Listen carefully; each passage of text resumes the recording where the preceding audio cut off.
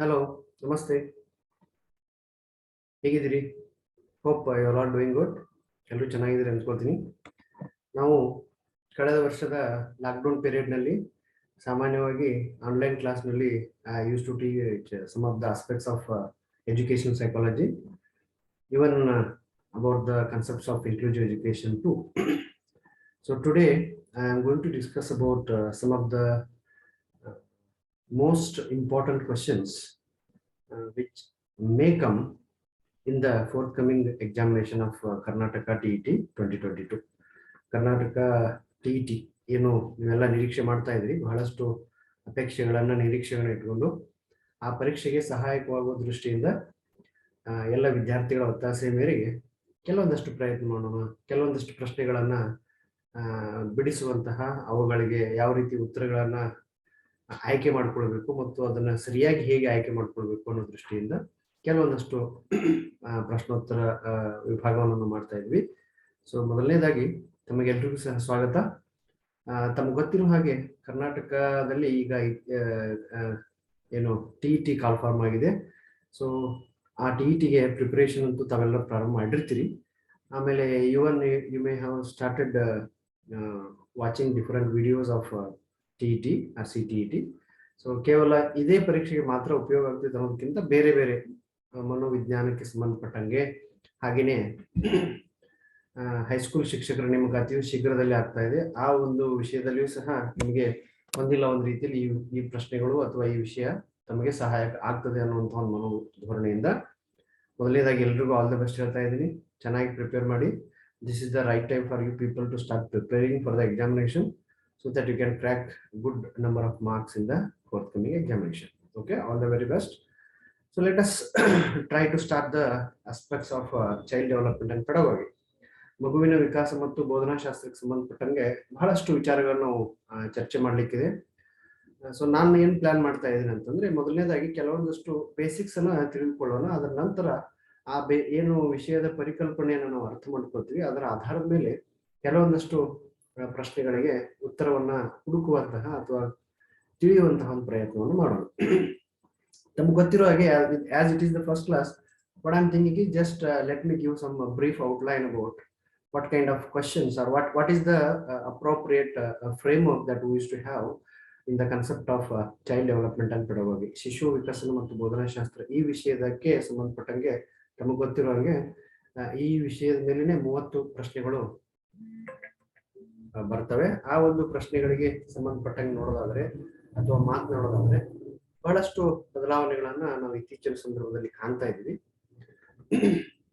ಶಿಶು ವಿಕಸನ ಅನ್ನುವಂಥದ್ದು ಒಂದು ವಿಶೇಷವಾದಂತಹ ವಿಭಾಗ ಮನೋವಿಜ್ಞಾನದಲ್ಲಿನೇ. ಸೊ ಈ ಶಿಶು ವಿಕಸನ ಮತ್ತು ಬೋಧನಾ ಶಾಸ್ತ್ರ ಇದರಲ್ಲಿ ಮುಖ್ಯವಾಗಿ ಬರುವಂತಹ ಉಪ ಅಂಶಗಳಂತಂದ್ರೆ, ಒಂದು ಶಿಶು ವಿಕಾಸ. ನಮಗೆ ಗೊತ್ತಿರುವ ಹಾಗೆ ಇದರಲ್ಲಿ ಅಭಿವೃದ್ಧಿ, ವಿಕಾಸ, ಕಲಿಕೆಯೊಂದಿಗೆ ಅವುಗಳ ಸಂಬಂಧ, ಮಕ್ಕಳ ಅಭಿವೃದ್ಧಿ ಯಾವ ರೀತಿ ಆಗ್ತದೆ ಅಥವಾ ವಿಕಸನ ಯಾವ ರೀತಿ ಆಗ್ತದೆ, ವಿಕಸನಕ್ಕೆ ಸಂಬಂಧಪಟ್ಟಂತಹ ತತ್ವಗಳು, ಆಮೇಲೆ ವಿಕಸನ ಆಗ್ಬೇಕಾದ್ರೆ ಅಥವಾ ವಿಕಾಸ ಮತ್ತು ಬೆಳವಣಿಗೆ ನೋಡ್ಬೇಕಾದ್ರೆ ಅನುವಂಶಿಕ ಮತ್ತು ಪರಿಸರದ ಪ್ರಭಾವ ಯಾವ ರೀತಿ ಆಗ್ತದೆ ಅನ್ನೋದನ್ನ ನೋಡ್ತಾ ಬರೋಣ. ಹಾಗೇನೆ ಸಾಮಾಜೀಕರಣದ ಪ್ರಕ್ರಿಯೆಗಳು, ಸೋಷಿಯಲೈಸೇಷನ್ ಪ್ರಾಸೆಸ್ ಅನ್ನೋದು ಸಹ ಬಹಳ ಇಂಪಾರ್ಟೆಂಟ್ ಎಲಿಮೆಂಟು. ಅದಕ್ಕೆ ಸಂಬಂಧಪಟ್ಟಂತಹ ಕೆಲವೊಂದಷ್ಟು ಪರಿಕಲ್ಪನೆಗಳನ್ನ, theories of socialisation also will study. ಅಂದ್ರೆ what are child centred education systems, okay, what is the role of society and children in the process of learning. ಕಲಿಯುವಂತ ಸಂದರ್ಭದಲ್ಲಿ ಮಕ್ಕಳ ಪಾತ್ರ, ಸಮಾಜದ ಪಾತ್ರ, ಓಕೆ, ಶಿಶು ಕೇಂದ್ರೀಕೃತ ವ್ಯವಸ್ಥೆ, ಪ್ರಗತಿಪರವಾದಂತಹ ಶಿಕ್ಷಣದ ಪರಿಕಲ್ಪನೆಗಳು, ಇವೆಲ್ಲ ವಿಷಯಗಳನ್ನ ನಾವು ಒಂದೊಂದಾಗಿ ಅರ್ಥ ಮಾಡ್ಕೊಳ್ತಾ ಬರಬೇಕು. ಹಾಗೇನೆ ಪಿಯಾಜೆ, ಕೋಲ್ಬರ್ಗ್, ವೈಗೋಟ್ಸ್ಕಿ, ಅದ್ರ ಜೊತೆಗೆ ರಚನಾತ್ಮಕ ಮತ್ತು ವಿಮರ್ಶಾತ್ಮಕ ದೃಷ್ಟಿಕೋನಗಳು ಯಾವ್ಯಾವ ಇದಾವೆ, ಆಮೇಲೆ ಬುದ್ಧಿವಂತಿಕೆ ಅಥವಾ ಬುದ್ಧಿಶಕ್ತಿ ಅಂತ ನಾವು ಮಾತಾಡ್ತೀವಿ, ಇಂಟೆಲಿಜೆನ್ಸ್.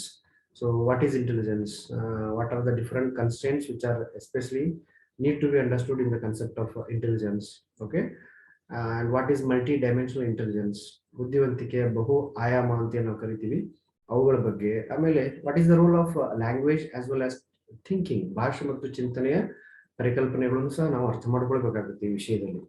ಸೊ ಇದರ ವಿಸ್ತಾರ ನೋಡ್ತಾ ಹೋದಾದ್ರೆ ಬಹಳಷ್ಟು ಅಂಶಗಳನ್ನು ನಾವು ಇದರಲ್ಲಿ ಒಂದೊಂದಾಗಿ ಜೋಡಿಸ್ತಾ, ಕಲಿತಾ, ತಿಳಿಸ್ತಾ ಹೋಗ್ಬೇಕಾಗುತ್ತೆ. ಹಾಗೇನೆ ಸಾಮಾಜಿಕ ರಚನೆಯಲ್ಲಿ ಲಿಂಗತ್ವ ಅನ್ನುವಂಥ ಒಂದು ವಿಷಯನೂ ಸಹ ನಾವು ಶಿಶು ವಿಕಸನ ಮತ್ತು ಬೋಧನಾಶಾಸ್ತ್ರದಲ್ಲಿ ನೋಡ್ತೀವಿ. Understanding gender. So in this particular subject we are going to study about the role of gender, okay, gender discrimination, education provisions, okay. At the same time even we will study about individual differences among the learners. ಕಲಿಕಾರ್ಥಿಗಳಲ್ಲಿರುವಂತಹ ವೈಯಕ್ತಿಕ ವಿಭಿನ್ನತೆಗಳು, ಲಿಂಗತ್ವ, ಲಿಂಗ ತಾರತಮ್ಯ, ಶೈಕ್ಷಣಿಕ ಅಭ್ಯಾಸಗಳು ಏನೇನಿದಾವೆ, ಹಾಗೇನೆ ಭಾಷೆಯ ವೈವಿಧ್ಯತೆ ಬಗ್ಗೆನೂ ಸಹ ಸಾಮಾಜಿಕ ರಚನೆಯಲ್ಲಿ ನಾವು ಅಧ್ಯಯನ ಮಾಡ್ತಾ ಬರ್ತೀವಿ. ಸೊ ಅದರಲ್ಲಿ ಬರುವಂತ ಪ್ರಮುಖ ಅಂಶಗಳಂದ್ರೆ ಜಾತಿ, ಲಿಂಗ, ಸಮುದಾಯ, ಧರ್ಮ ಇತ್ಯಾದಿಗಳು ಸಹ ವಿಶೇಷವಾಗಿ ವಿಭಿನ್ನತೆಗಳನ್ನು ಉಂಟು ಮಾಡಲಿಕ್ಕೆ ಪ್ರಮುಖವಾದಂತಹ ಅಂಶಗಳು. ಅವುಗಳನ್ನ ನಾವು ಅಧ್ಯಯನ ಮಾಡಬೇಕಾಗುತ್ತೆ. ಅದ್ರ ಜೊತೆಗೆ we need to study about the evaluation part 2.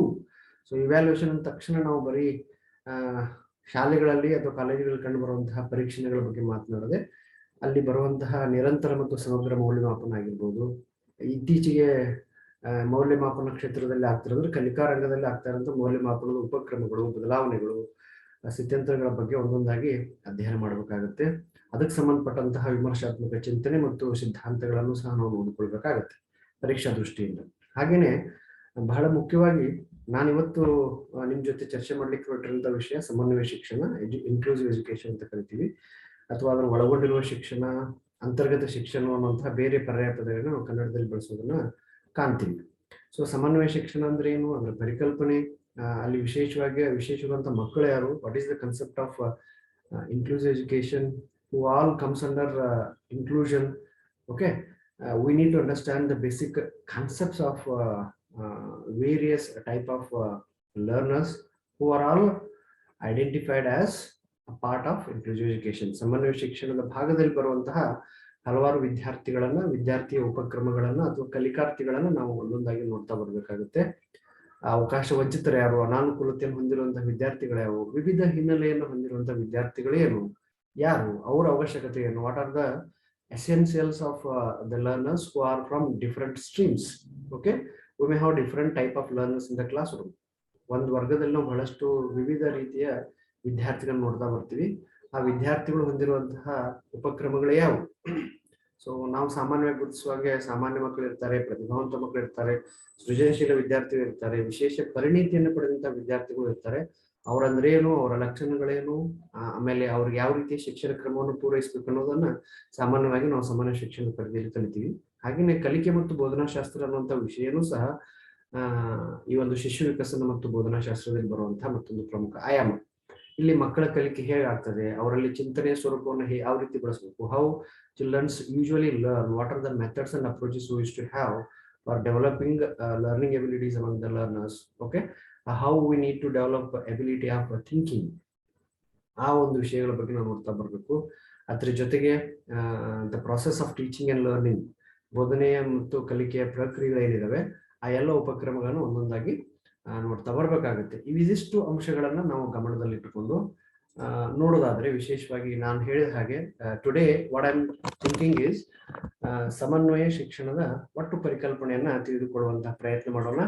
ಅದಾದ್ಮೇಲೆ what I am thinking is we shall move further for solving some of the questions pertaining to the concept of inclusive education. So my presentation will be in both the medium like English and Kannada, ಆಂಗ್ಲ ಮತ್ತು ಕನ್ನಡ ಮಾಧ್ಯಮ ಎರಡೂ ಮಾಧ್ಯಮದಲ್ಲಿ simultaneous ಆಗಿ what I am thinking is I would like to discuss. So let us start the concept now. Because you are all familiar with some of the basic concept of this particular paper. What I thought is let me start with inclusive education. ಸಮನ್ವಯ ಅಥವಾ ಅಂತರ್ಗತ ಅಥವಾ ಒಳಗೊಂಡಿರುವಂತಹ ಶಿಕ್ಷಣ, ಈ ರೀತಿಯ ಬೇರೆ ಬೇರೆ ಪದಗಳಿಂದ ಸಂಬೋಧಿಸಲ್ಪಡುವಂತಹ ಒಂದು ವಿಷಯ ಅಂತಂದ್ರೆ ಅದು ಒಳಗೊಳ್ಳುವಿಕೆ ಶಿಕ್ಷಣ ಅಥವಾ ಸಮನ್ವಯ ಶಿಕ್ಷಣ ಅಂತ ನಾವು ಸಾಮಾನ್ಯವಾಗಿ ಕರೆಯುವಂಥದ್ದು. ಸೊ ಸಮನ್ವಯ ಶಿಕ್ಷಣದ ಒಟ್ಟು ಅಂಶಗಳನ್ನು ನಾವು ಒಂದೊಂದಾಗಿ ನೋಡ್ತಾ ಬಂದದ್ದಾದ್ರೆ ಮಾತ್ರ ಅದಕ್ಕೆ ಸಂಬಂಧಪಟ್ಟಂತ ಕೆಲವೊಂದು ಪ್ರಶ್ನೆಗಳನ್ನ ನಾವು ಸಾಮಾನ್ಯವಾಗಿ ಉತ್ತರಿಸಲಿಕ್ಕೆ ಬರುವಂತದ್ದು. ಇಲ್ಲ ಅಂತಂದ್ರೆ without understanding the basic concept of what actually inclusive education is, it is difficult for every one of us to get the right type of answers which are definitely from the area of inclusive education. ಸಮನ್ವಯ ಶಿಕ್ಷಣದ ಭಾಗದಿಂದ ಬಂದಂತಹ ಹಲವಾರು ಪ್ರಶ್ನೆಗಳಿಗೆ ಉತ್ತರಗಳನ್ನು ವಿದ್ಯಾರ್ಥಿಗಳು ತಪ್ಪಾಗಿ ನೀಡ್ತಾರೆ. That is only because of misunderstanding of the concept. ಸಾಮಾನ್ಯವಾಗಿ the most neglected part in educational psychology is inclusive education, because nowadays we started giving importance for the concept of inclusive, integrated or special type of education, but somewhere this is the area where we have never ever thought of giving brief introduction, or we never conducted some of the discussions towards this particular subject. So by keeping that point of view, let us try to understand what actually inclusive education is. ಸಮನ್ವಯ ಅಥವಾ ಅಂತರ್ಗತ ಅಥವಾ ಒಳಗೊಳ್ಳುವಿಕೆ ಶಿಕ್ಷಣ, ಈ ರೀತಿಯ ಬೇರೆ ಬೇರೆ ಪದಗಳನ್ನು ಕರಿತೀವಿ. ಅದರ ಒಟ್ಟು ಆಶಯವನ್ನು ಅರ್ಥ ಮಾಡಿಕೊಳ್ಳುವ ಪ್ರಯತ್ನ ಮಾಡೋಣ. So if we try to understand what actually the concept of inclusive education is, then we may try to classify the different areas which all comes under inclusive education. Later we may try to solve the issues related to this particular area. So ಸಮನ್ವಯ ಶಿಕ್ಷಣ ಅಥವಾ ಅಂತರ್ಗತ ಅಥವಾ ಒಳಗೊಳ್ಳುವಿಕೆ ಶಿಕ್ಷಣ, ಈ ರೀತಿ ಬೇರೆ ಬೇರೆ ಪದಗಳಿಂದ ಸಂಬೋಧಿಸಲ್ಪಡುವಂತಹ ಒಂದು ವಿಷಯ ನಾವು ಯಾಕೆ ಕಲಿಬೇಕು ಅನ್ನುವಂಥ ಒಂದು ಪ್ರಶ್ನೆ ನಮ್ಮ ಸಾಮಾನ್ಯವಾಗಿ ನಮ್ಮ ಮನಸ್ಸಿನಲ್ಲಿ ಮೂಡ್ತದೆ. ಸೊ ಸಂವಿಧಾನ ಹೇಳಿದ ಹಾಗೆ ಸರ್ವರಿಗೂ ಶಿಕ್ಷಣ ಅನ್ನುವಂಥದ್ದು ಪ್ರತಿ ವಿದ್ಯಾರ್ಥಿಯ ಅಥವಾ ಪ್ರತಿ ಮಗುವಿನ ಒಂದು ಸಂವಿಧಾನಬದ್ಧ ಹಕ್ಕು.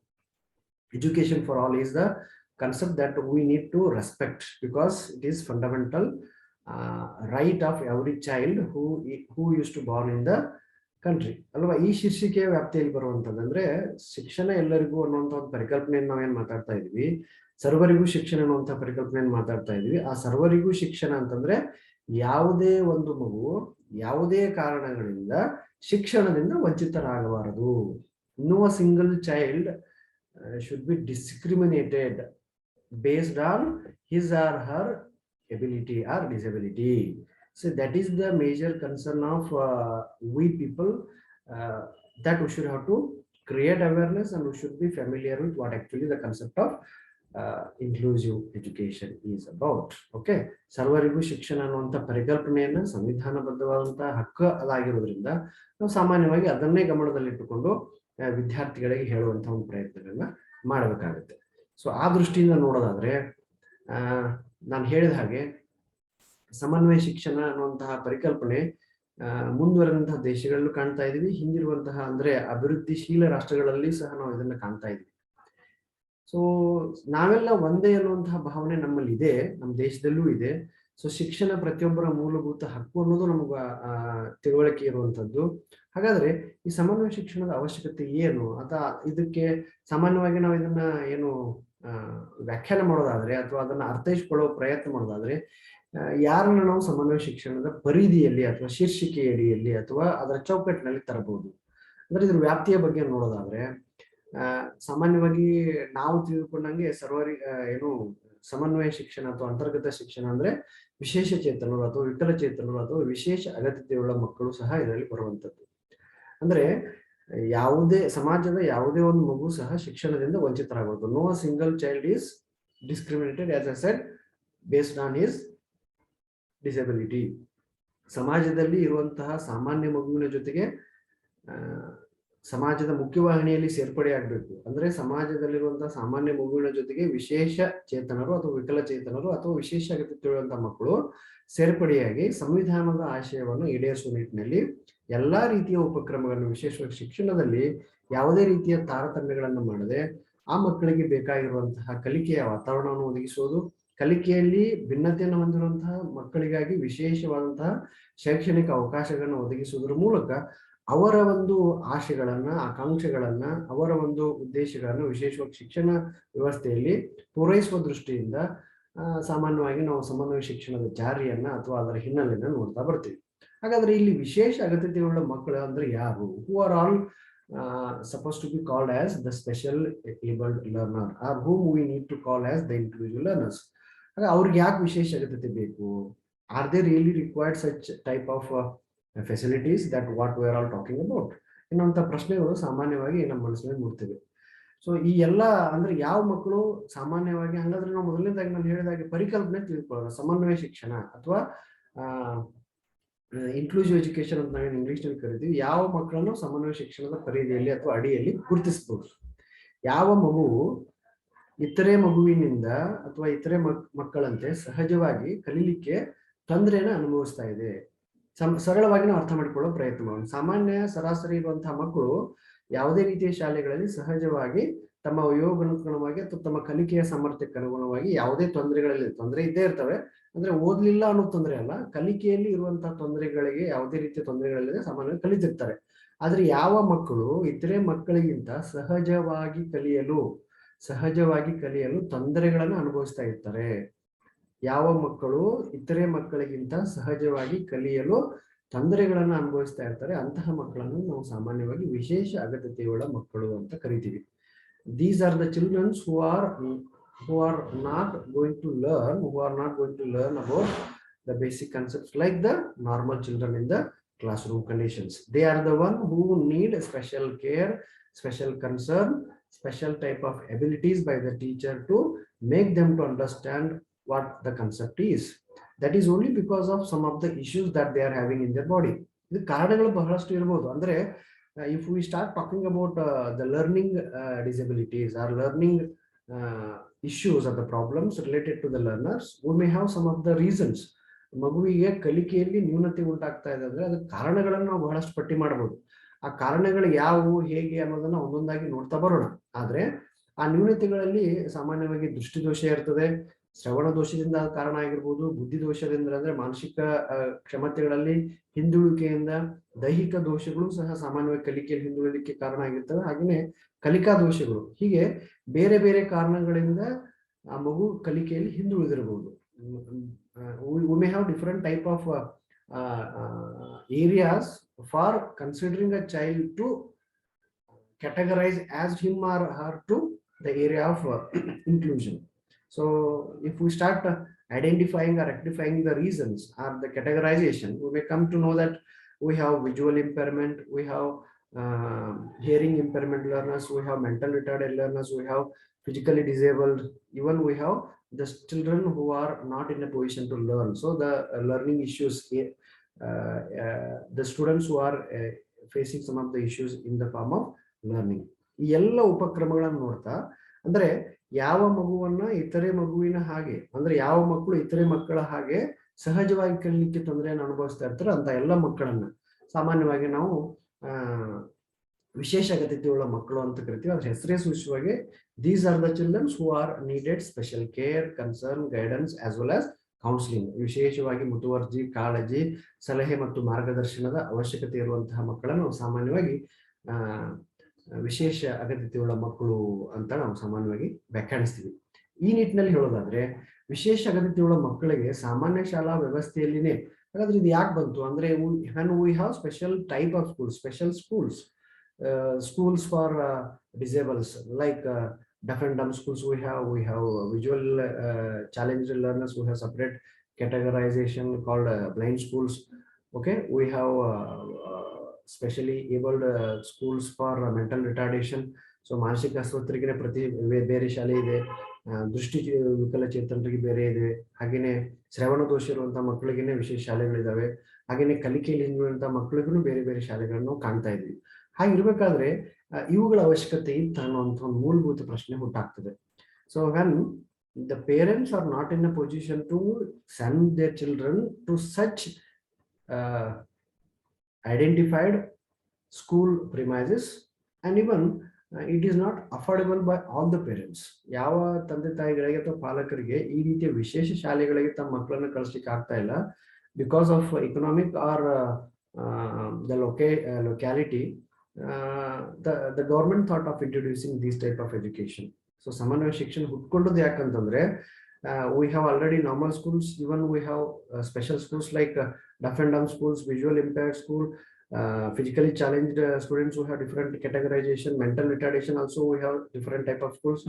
So when we have so many opportunities for such needy learners or specially able learners, why there is a need of establishment of inclusion ಅನ್ನೋದು ಒಂದು ಸಾಮಾನ್ಯವಾದಂತ ಪ್ರಶ್ನೆ ನಮ್ಮ ಮನಸ್ಸಿನಲ್ಲಿ ಮೂಡುವಂಥದ್ದು.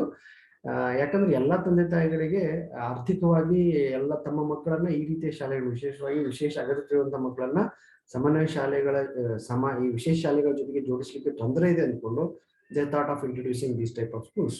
ಇಲ್ಲಿ ಏನಾಗುತ್ತೆ, ಮೊದಲೇ ಹೇಳಿದ ಹಾಗೆ ಯಾರಿಗೆಲ್ಲ ಅಗತ್ಯತೆಗಳಿದೆ, ವಿಶೇಷ ಅಗತ್ಯತೆ ಇರುವಂತಹ ಮಕ್ಕಳನ್ನ ಸಾಮಾನ್ಯ ಶಾಲೆಯ ವ್ಯವಸ್ಥೆಯಲ್ಲಿಯೇ ಇತರ ಮಕ್ಕಳ ಜೊತೆಗೆ ಶಿಕ್ಷಣ ನೀಡುವಂತಹ ಒಂದು ಉಪಕ್ರಮ.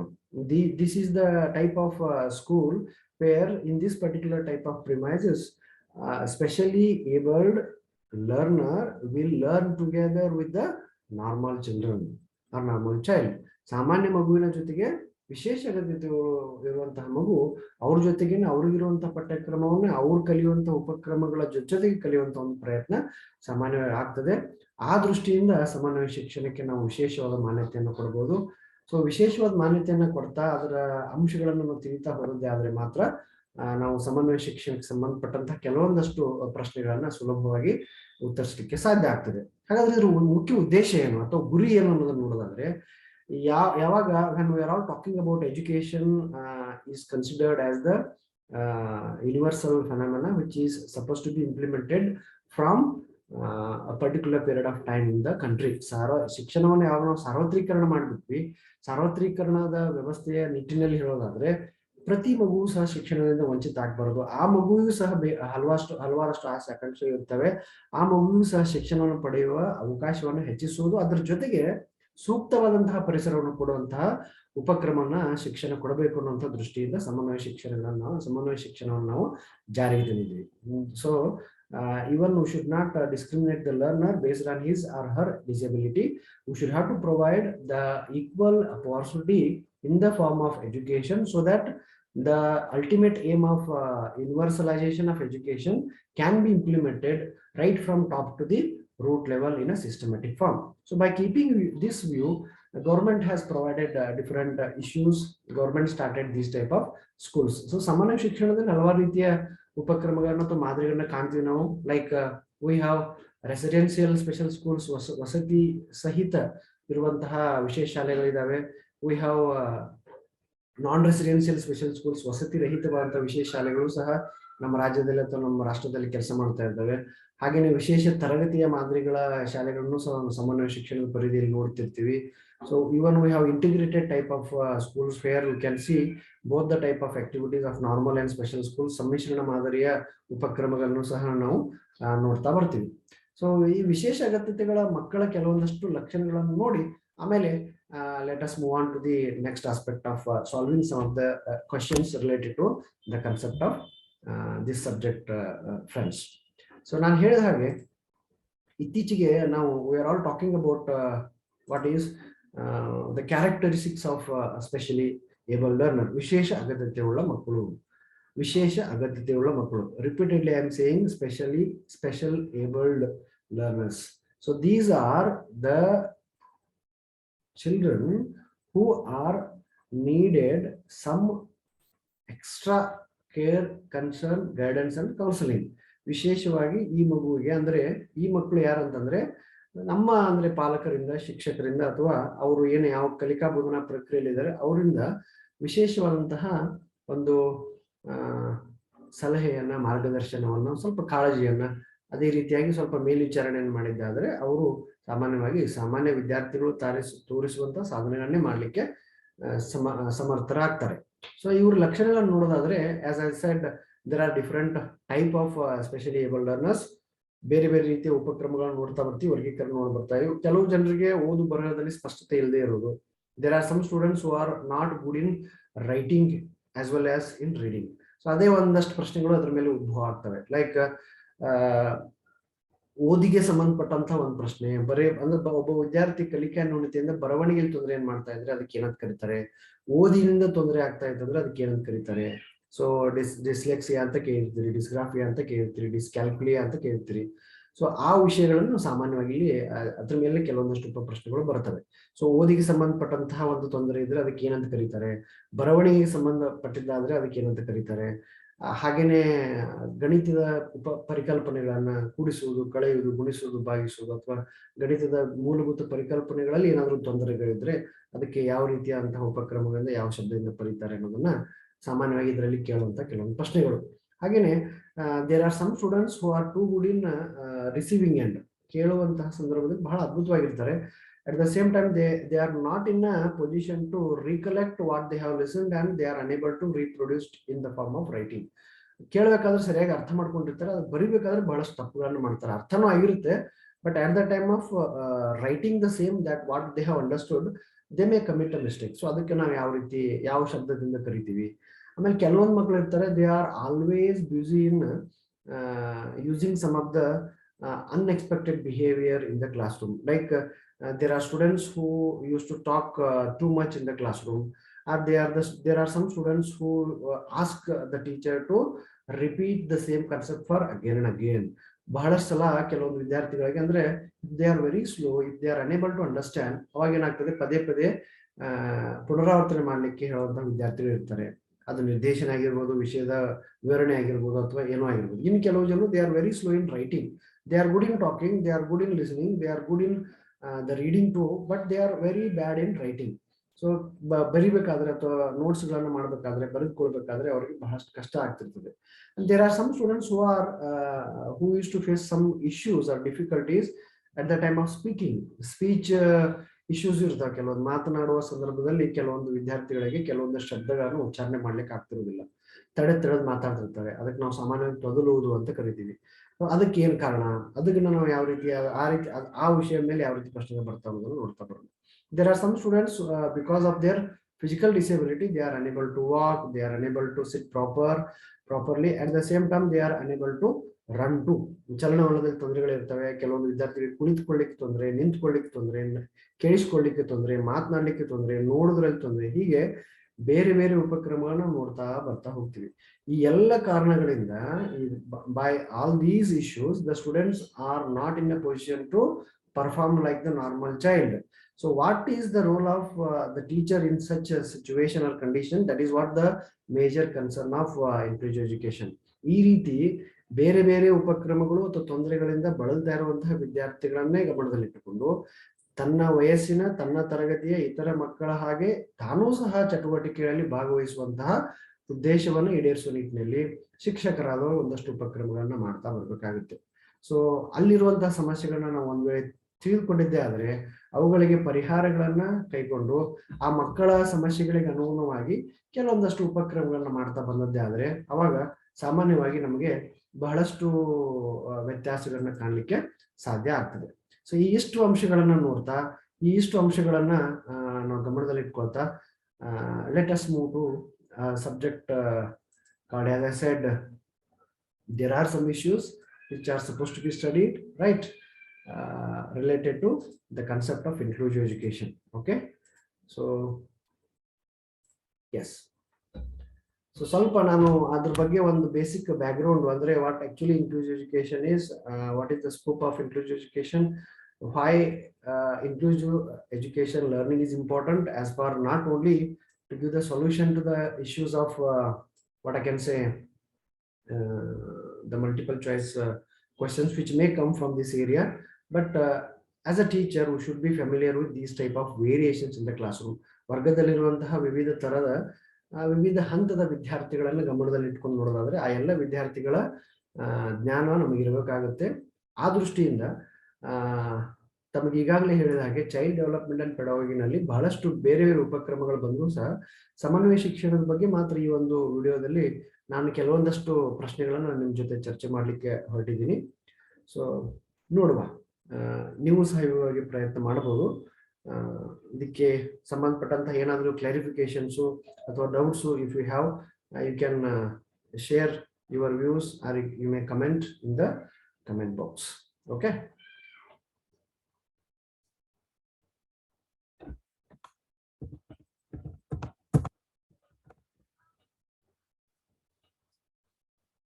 ಎಸ್, ನಾನು ಮುಂಚೆ ಹೇಳ್ತಾ ಇದ್ದೆ ಅಂದ್ರೆ 6ರಿಂದ 8ನೇ ತರಗತಿಯ ಶಿಕ್ಷಕರಾಗ್ಲಿಕ್ಕೆ ಹೊರಟಂತಹ ವಿದ್ಯಾರ್ಥಿಗಳಿಗೆ ಶಿಶು ವಿಕಸನ ಮತ್ತು ಬೋಧನಾ ಶಾಸ್ತ್ರ ಇಲ್ಲಿ ಸಮನ್ವಯ ಶಿಕ್ಷಣದ ಪರಿಕಲ್ಪನೆ ಮತ್ತು ವಿಶೇಷ ಅಗತ್ಯದ ಮಕ್ಕಳನ್ನ ಅರ್ಥೈಸಿಕೊಳ್ಳೋದು ಬಹಳ ಇಂಪಾರ್ಟೆಂಟ್ ಆಗುತ್ತೆ ಅಂತ ಹೇಳಿ. So that is what we need to study. We need to understand the concept of inclusive education. At the same time we should have to understand the the concept of inclusive education. At the same time, we have to understand or we have to comprehend who are all specially able learners. We have to understand them as per their categorization is concerned. ಈ ಪೂರ್ತಿಯಾಗಿ ಕೊಟ್ಟಿಲ್ಲ, ಆದರೆ ಅವರ ವರ್ಗೀಕರಣ ಮಾಡ್ಕೊಂಡು ನಾವು ಅಧ್ಯಯನ ಮಾಡಬೇಕಾಗುತ್ತೆ. ಸೊ ದೃಷ್ಟಿ ದೋಷ, ಶ್ರವಣ ದೋಷ, ವಾಗ್ದೋಷ ಅಥವಾ ದೈಹಿಕ ವಿಕಲಚೇತನತೆ, ಮಾನಸಿಕ ಅಸ್ವಸ್ಥತೆ, ಸೊ ಪ್ರತಿಭಾವಂತಿಕೆ, ಈ ಎಲ್ಲ ಉಪಕ್ರಮಗಳನ್ನು ನೋಡ್ಕೊಂಡೆ ಅವರೆಲ್ಲ ವಿಶೇಷ ಮಕ್ಕಳು ಅನ್ಕೊಳ್ಳೋದ್ರಿಂದ ಅವ್ರಂದ್ರೆ ಯಾರು, ಅವ್ರ ಲಕ್ಷಣಗಳೇನು, ಅವ್ರನ್ನ ಗುರುತಿಸೋದು ಹೇಗೆ, ಅವ್ರನ್ನ ಗುರುತಿಸೋದು ಅಷ್ಟೇ ಅಲ್ಲದೆ ಅವ್ರಿಗಿರುವಂತಹ ಸಮಸ್ಯೆಗಳು ಯಾವುವು, ಆ ಸಮಸ್ಯೆಗಳಿಗೆ ಪರಿಹಾರಗಳನ್ನು ಹೇಗೆ ಕೊಡಬೇಕು. As a teacher, how you are going to overcome the issues of these type of learners in the classroom condition. So ಸಾಮಾನ್ಯವಾಗಿ ಅಪ್ಲಿಕೇಬಲ್ ಲೆವೆಲ್ ಕ್ವಶನ್ಸ್ ಎಲ್ಲ ಇದೇ ರೀತಿಯಾಗಿ ಮಕ್ಕಳ ಒಂದಷ್ಟು ಉದಾಹರಣೆಗಳನ್ನ ಕೊಡ್ತಾ ಅವ್ರು ಹೇಳಿರ್ತಾರೆ. ಹಾಗಾಗಿ ಅವುಗಳನ್ನ ನೋಡ್ತಾ ಬರಬೇಕಾಗುತ್ತೆ. ಅವಕಾಶ ವಂಚಿತರು ಮತ್ತು ಅನಾನುಕೂಲ ಪರಿಸ್ಥಿತಿಗಳನ್ನಂತೂ ವಿವಿಧ ಹಿನ್ನೆಲೆಗಳ ಕಲಿಕಾರ್ಥಿಗಳ ಅಗತ್ಯತೆಗಳು ಯಾವುವು, ಅವುಗಳನ್ನ ಪೂರೈಸಲಿಕ್ಕಿರುವಂತಹ ಸರ್ಕಾರದ ಪ್ರಾವಧಾನಗಳು ಅಥವಾ ಉಪಕ್ರಮಗಳು ಯಾವುವು ಅನ್ನೋದನ್ನ ನೋಡ್ತಾ ಬರಬೇಕಾಗುತ್ತೆ. At the same time, we have to understand we should have to provide the basics of these type of learners who are actually facing some of the issues in learning. ಕಲಿಕೆಯಲ್ಲಿ ಕಲಿಯುವ ಹಂತದಲ್ಲಿ ಇರುವಂತಹ ನ್ಯೂನತೆಗಳು ಯಾವುವು, ಆ ನ್ಯೂನತೆಗಳನ್ನ ಎದುರಿಸುವಂತಹ ಮಕ್ಕಳು ಮತ್ತು ಅವರಿಗಿರುವಂತಹ ಪರಿಹಾರ ಕ್ರಮಗಳ ಬಗ್ಗೆ ನೋಡ್ತಾ ಬರ್ತೀವಿ. Especially we will focus on intelligent gifted learners, ಪ್ರತಿಭಾವಂತ ಮಗು, ಕ್ರಿಯೇಟಿವ್ ಚಿಲ್ಡ್ರನ್, ಸೃಜನಾತ್ಮಕ ಮಗು, ಹಾಗೇನೆ ವಿಶೇಷ ಪರಿಣಿತಿಯುಳ್ಳ ಮಕ್ಕಳು. ಅಂದ್ರೆ ಇವರೆಲ್ಲ ಬೇರೆ ಬೇರೆ ಉಪಕ್ರಮಗಳ ಹಿನ್ನೆಲೆಯಲ್ಲಿ ಬರುವಂತ ಎಲ್ಲ ಮಕ್ಕಳ ಅವ್ರ ಅಂದ್ರೆ ಯಾರು ಮತ್ತು ಅದಕ್ಕೆ ಸಂಬಂಧಪಟ್ಟಂತ ಉಪಕ್ರಮಗಳು ನೋಡ್ತಾ ಬರ್ತೀವಿ. ಎಸ್, ಒಂದ್ ಪ್ರಶ್ನೆ ಬರ್ತದೆ ಈ ರೀತಿ. Just I try to make attempt to translate both the aspects, mean the question in both the languages. ಸಣ್ಣ ಪುಟ್ಟ ಗ್ರಾಮಟಿಕಲ್ ಎರರ್ಸ್ ಇರ್ಬೋದು, ಎಸ್ಪೆಷಲಿ ಇನ್ ಕನ್ನಡ. ಸೊ ಒಂದ್ ಪ್ರಶ್ನೆ ಹೀಗೆ ಬಂದಿದೆ, ಒಂದ್ ವರ್ಷ CTET ನಲ್ಲಿ ಬಂದಿದ್ದು 2014-15 ಇರ್ಬೋದು. First I will read out the question and even you have the options in front of you, and later I would like to give the solution for the problem or a question that we have in front of us. So ಮೊದಲನೇ ಪ್ರಶ್ನೆ ಹೀಗಿದೆ, ವಿಶೇಷವಾಗಿ ಸಮನ್ವಯ ಶಿಕ್ಷಣಕ್ಕಿಂತ this is a question which is usually asked as per applicable level of understanding of the learners are considered. ಮಕ್ಕಳು ಅಂದ್ರೆ ನೀವು ಏನ್ ಪರೀಕ್ಷೆ ಬರಿತಾ ಇದ್ರಿ, ನೀವು ಯಾವ ರೀತಿಯಾಗಿ ಕಲಿಕೆಯನ್ನ ಅಥವಾ ಬೋಧನೆಯನ್ನ ಸ್ವೀಕರಿಸಿದ್ರಿ ಮತ್ತು ನಿಮ್ಮಲ್ಲಿರುವಂತಹ ಮನೋಭಾವನೆಯನ್ನ ಅರ್ಥ ಮಾಡಿಕೊಳ್ಳುವ ದೃಷ್ಟಿಯಿಂದ ಈ ರೀತಿಯಾದಂತಹ ಸಾಮಾನ್ಯೀಕರಿಸಲ್ಪಟ್ಟಂತಹ ಮನೋವಿಜ್ಞಾನದ ಪ್ರಶ್ನೆಗಳನ್ನ ಕೇಳಲಾಗಿರ್ತದೆ. ಲೈಕ್ ದಿಸ್, ಅಂದ್ರೆ a group of students who are found to be harassing another student, what should be your reaction ಅಂತ ಕೇಳ್ತಾರೆ. ಅಂದ್ರೆ ಒಂದು ವಿದ್ಯಾರ್ಥಿ ಗುಂಪು ಮತ್ತೊಂದು ವಿದ್ಯಾರ್ಥಿ ಗುಂಪಿಗೆ ಅಥವಾ ಇನ್ನೊಂದು ವಿದ್ಯಾರ್ಥಿಗೆ ನಿರಂತರವಾಗಿ ಕಿರುಕುಳ ಅಥವಾ ತೊಂದರೆಗಳನ್ನ ನೀಡ್ತಾ ಇದ್ರೆ, ಅಲ್ಲಿ as a teacher what should be your reaction ಅಂತ. ಅಂದ್ರೆ ಸೊ ಇಮಿಡಿಯೇಟ್ಲಿ ನಾವು ಒಂದು 4 ಆಪ್ಷನ್ ನೋಡಿದಾಗ, don't take immediate decisions about giving the answers in hurry. ಈ ರೀತಿ ನೋಡ್ಲಿಕ್ಕೆ ಪ್ರಶ್ನೆ ಬಹಳ ಸುಲಭವಾಗಿದೆ ಮತ್ತು ಸರಳ ಅಂತ ಅನ್ಸುತ್ತೆ. But when you start thinking of the options, you start so many confusions in your mind. ನಮ್ಗೆ ಗೊಂದಲಗಳಾಗೋದಲ್ಲೇ. we are too good at taking decisions at the right time, but ಏನಾಗುತ್ತೆ, ಆ ಪ್ರಶ್ನೆಯನ್ನು ನೋಡಿ ಆ ಮೂಮೆಂಟ್ಗೆ ನಾವೇನೋ ಉತ್ತರ ತಗೋದಕ್ಕಿಂತ ಅದನ್ನ you need to analyze a question thoroughly so that you will come to a right conclusion. Of course you are going to come to a conclusion, but coming to a conclusion after reading a question followed by some of the answer is not the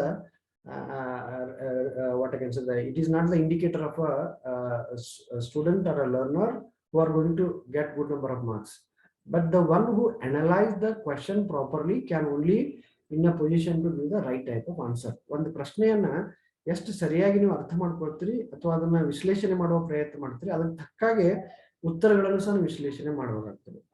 but ನಾವೇನ್ ಮಾಡ್ತೀವಿ ಸಾಮಾನ್ಯವಾಗಿ, ಈ ರೀತಿಯ ವಸ್ತುನಿಷ್ಠ ಪರೀಕ್ಷೆಗಳು ಅಥವಾ ಪ್ರಶ್ನೆಗಳು ಬಂದಾಗ ಸಮಯದ ಅಭಾವದ ಹಿನ್ನೆಲೆಯೋ ಅಥವಾ ಸಮಯದ ಸದುಪಯೋಗ ಪಡಿಸಿಕೊಳ್ಳುವಿಕೆ ಹಿನ್ನೆಲೆಯಲ್ಲಿಯೋ ಏನ್ ಮಾಡ್ತೀವಿ, we usually follow the other type of probabilities. Like, so let me come to a question again. A group of students are found to be harassing another student. What should be your reaction? The options are like this. You may punish the students, you may send to their parents that this is all happening in the classroom. Next is you may counsel the students individually, or you may try to give the severe warning to such students as a leader of the classroom or as head of the classroom, means by considering you as a teacher. ಅಂದ್ರೆ ಒಂದು ವಿದ್ಯಾರ್ಥಿ ಗುಂಪು ಸಾಮಾನ್ಯವಾಗಿ ಈ ರೀತಿಯ ವಾತಾವರಣವನ್ನು, ಈ ರೀತಿಯ ಒಂದು ಸನ್ನಿವೇಶಗಳನ್ನು ಸಾಮಾನ್ಯವಾಗಿ ಎಲ್ಲ ತರಗತಿಗಳಲ್ಲಿ, ವಿಶೇಷವಾಗಿ ಹೈಯರ್ ಪ್ರೈಮರಿ, ಹೈಸ್ಕೂಲು, PUC, ಡಿಗ್ರಿನಲ್ಲಿ ನೋಡ್ತೀವಿ. That doesn't mean that you should have to come to a conclusion. ಈಗ ಸಾಮಾನ್ಯವಾಗಿ ನೀವು ಉತ್ತರಗಳನ್ನ ಈ ರೀತಿಯ ಸಾಮಾನ್ಯೀಕರಿಸಿದ ಪ್ರಶ್ನೆಯನ್ನು ನೋಡಿದಾಗ ಎಲ್ಲ ಉತ್ತರಗಳು ಸನಿಹದಲ್ಲಿ ಇದಾವೆ ಅಥವಾ ಎಲ್ಲ ಉತ್ತರಗಳು ಸರಿನೇ ಇದೆ. ಈಗ ನೋಡಿ, the first answer used to say that when you have such condition, when a group of learner identified or recognized or they are found harassing the other type of learners who may be good, bad or an average learner. ಸಾಮಾನ್ಯ ಒಂದು ಗುಂಪು ಇನ್ನೊಂದು ಗುಂಪಿಗೆ ತಿಳ್ಕೊಂಡು ನಡೀತಾ ಇದೆ ಅಂದ್ರೆ they are not dominating. Okay, we use to think that they are dominating. ಅವಾಗ ಸಾಮಾನ್ಯವಾಗಿ ಡಾಮಿನೇಷನ್ ಮಾಡಕಂದ್ರೆ ಲೆಟ್ ಅಸ್ ಪನಿಷ್. ಒಂದು ವಿದ್ಯಾರ್ಥಿ ತಪ್ಪು ಮಾಡ್ತಾ ಇದ್ರೆ ತಪ್ಪನ್ನು ತಿದ್ದಲಿಕ್ಕೆ ಶಿಕ್ಷಣೆ ಅದಕ್ಕೆ ಪರಿಹಾರ ಅಲ್ಲ. ಓಕೆ, ಶಿಕ್ಷಣೆ ಪರಿಹಾರ ಅಂತಂದ್ರೆ ಈಗ ನಾವು 4 ಉತ್ತರಗಳಿದಾವೆ, ಒಂದ್ ಕಡೆ ಒಂದೊಂದು ತರದಲ್ಲಿ ನಾವು ಅದನ್ನು ಯೋಚನೆ ಮಾಡ್ತಾ ಹೋದಾಗ we used to say that yes, punishing the student is only the option ಅಂತ ಒಂದ್ ಕಡೆ ಯೋಚನೆ ಮಾಡ್ತೀವಿ. At the same time, we used to think that yes, why should I take that much of tension? Let me call the parents and let us discuss this issue. Is it a final solution or is it a permanent solution that you are going to give as a leader of the classroom? ಅನ್ನೋದನ್ನು ನಾವು ಯೋಚನೆ ಮಾಡಬೇಕಾಗುತ್ತೆ. ಅಂದ್ರೆ ನಿಮಗೆ ನಾನು ಉತ್ತರ ಬಿಡ್ತಾ ಇದ್ದೀನಿ, ಯಾವ್ದು ಸರಿ ಆಗುತ್ತೆ ಅನ್ನೋದು ಕೊನೆಗೆ ನಾನು ಹೇಳ್ತೀನಿ. Then is counsel the student individually. ಹಾಗಾದ್ರೆ ಪ್ರತಿ ವಿದ್ಯಾರ್ಥಿಯನ್ನ ವೈಯಕ್ತಿಕವಾಗಿ ಕರೆಸಿ ಸಲಹೆಗಳನ್ನು ನೀಡಿ ಅವ್ರಿಗೆ ಅವ್ರು ಮಾಡುತ್ತಿರುವಂತಹ ಉಪಕ್ರಮಗಳು, ತಪ್ಪು ತಿಳುವಳಿಕೆಯನ್ನ ಸರಿ ದಾರಿಗೆ ತರುವಂತಹ ಪ್ರಯತ್ನ ಮಾಡಬೇಕು. ಅಥವಾ give them a severe warning, ಅವರಿಗೆ ತೀವ್ರತರವಾದಂತಹ ಕಟ್ಟುನಿಟ್ಟಿನ ಎಚ್ಚರವನ್ನ ಕೊಟ್ಟು ಆ ವಿದ್ಯಾರ್ಥಿಗಳಿಗೆ ಈ ರೀತಿಯ ಭವಿಷ್ಯದಲ್ಲಿ ಈ ರೀತಿ ಆಗಬಾರದು ಅನ್ನೋದನ್ನ ನೋಡಬೇಕು. ನೋಡಿ, when we try to understand this statement from one point of view, we used to say that yes, giving a severe type of warning to the student is only the solution ಅಂತ ಅನ್ಕೊಂಡು ನಾವು we used to go for ticking, we may tick the last answer in this particular question. ಬಹಳಷ್ಟು ಸಲ ನಾವು ಆ ರೀತಿ ಅಂಶಗಳನ್ನ ಮಾಡ್ತೀವಿ. ಅಂದ್ರೆ from some perspective you may be right. I'm not justifying that all are right, but when we have these type of options in front of us, the intention of this type of question is not to understand your level of understanding, but at the same time they are trying to analyze how capable you are in judging such kind of situations which are usually observed in classroom conditions. ವರ್ಗದ ವಾತಾವರಣದಲ್ಲಿ ಅಥವಾ ಶಾಲೆಯ ವಾತಾವರಣದಲ್ಲಿ ಈ ರೀತಿಯ ಉಪಕ್ರಮಗಳನ್ನ ಪ್ರತಿ ಹಂತದಲ್ಲಿ ನೋಡ್ತಾ ಇರೋದ್ರಿಂದ ಈ ಎಲ್ಲ ಅಂಶಗಳನ್ನ ನಾವು ಒಂದೊಂದಾಗಿ ನೋಡ್ತಾ ಬರ್ಬೇಕಾಗುತ್ತೆ. ಹಾಗಾಗಿ ಒಂದು ವಿದ್ಯಾರ್ಥಿ ಗುಂಪು ಇನ್ನೊಂದು ವಿದ್ಯಾರ್ಥಿಯ ಗುಂಪಿಗೆ ಕಿರುಕುಳ ನೀಡ್ತಾ ಇರೋದು, ಶಿಕ್ಷೆ ನೀಡೋದಾಗ್ಲಿ ಅಥವಾ ಅವರ ಪಾಲಕರಿಗೆ ತಿಳಿ ಹೇಳೋದಾಗ್ಲಿ ಅಥವಾ ಅವ್ರನ್ನ ಕರೆಸಿ ಬುದ್ಧಿ ಹೇಳ್ರಿ ಅಂತ ಹೇಳೋದಾಗ್ಲಿ ಅಥವಾ ಅವ್ರಿಗೆ ತೀವ್ರತರವಾದ ದೈಹಿಕ ಅಥವಾ ಮಾನಸಿಕ ಶಿಕ್ಷೆಯನ್ನು ನೀಡಿ ಅಥವಾ ಎಚ್ಚರಿಕೆಯನ್ನು ನೀಡೋದ್ರ ಮೂಲಕ ಪರಿಹಾರ ಮಾಡ್ಲಿಕ್ಕೆ ಸಾಧ್ಯ ಇಲ್ಲ. The right option for this particular question is option C. Okay, that is counsel the student individually. ಆ ಮಗುವಿಗೆ ಅಂದ್ರೆ ಯಾವ ಮಕ್ಕಳು ಆ ರೀತಿಯ ತಪ್ಪುಗಳನ್ನು ಮಾಡ್ತಾ ಇದ್ರೆ ಆ ಮಕ್ಕಳನ್ನ ವೈಯಕ್ತಿಕವಾಗಿ ಕರೆಸಿ ಅವರಿಗೆ ತಿಳುವಳಿಕೆಯನ್ನು ನೀಡಿ, ಮಾರ್ಗದರ್ಶನವನ್ನು ನೀಡಿ ಅಥವಾ ಅವರಿಗೆ ಸಲಹೆಗಳನ್ನು ನೀಡಿ ಆ ತಪ್ಪು ದಾರಿಯಿಂದ ಸರಿ ದಾರಿಗೆ ಬರಲಿಕ್ಕೆ ಬೇಕಾದಂತಹ ಅವಕಾಶಗಳನ್ನ ಕಲ್ಪಿಸಿಕೊಡುವಂತಹ ಜವಾಬ್ದಾರಿಯನ್ನ as a teacher we need to do in the classroom. So let us not go for option A, B and D. Let us stick on to option C for such questions in the examination. Okay, ವಿದ್ಯಾರ್ಥಿಗಳಿಗೆ ಪ್ರತ್ಯೇಕವಾಗಿ ಕರೆಸಿ ಸಲಹೆಗಳನ್ನು ನೀಡುವಂತಹದ್ದು ಸಾಮಾನ್ಯವಾಗಿ ನಾವು ಬಳಸುವಂತಹ ಒಂದು ಉಪಕ್ರಮ ಆಗಿರ್ತದೆ. Okay, hope you have understood. This is the right answer for this particular type of question. ವಿದ್ಯಾರ್ಥಿಗಳಿಗೆ ಪ್ರತ್ಯೇಕವಾಗಿ ಸಲಹೆಯನ್ನು ನೀಡುವಂತದ್ದು ಸಾಮಾನ್ಯವಾಗಿ ನಾವು ಗಮನಿಸಬೇಕಾದಂತ ಒಂದು ಅಂಶ. ಓಕೆನಾ? Yes. Now let us move on to the next one. Question number 1. Question number 2. ಈಗ ನೋಡುವ. Sorry, I think I have marker use ಮಾಡಿದ್ದಕ್ಕೆ ಇಶ್ಯೂ ಆಯ್ತು. Fine.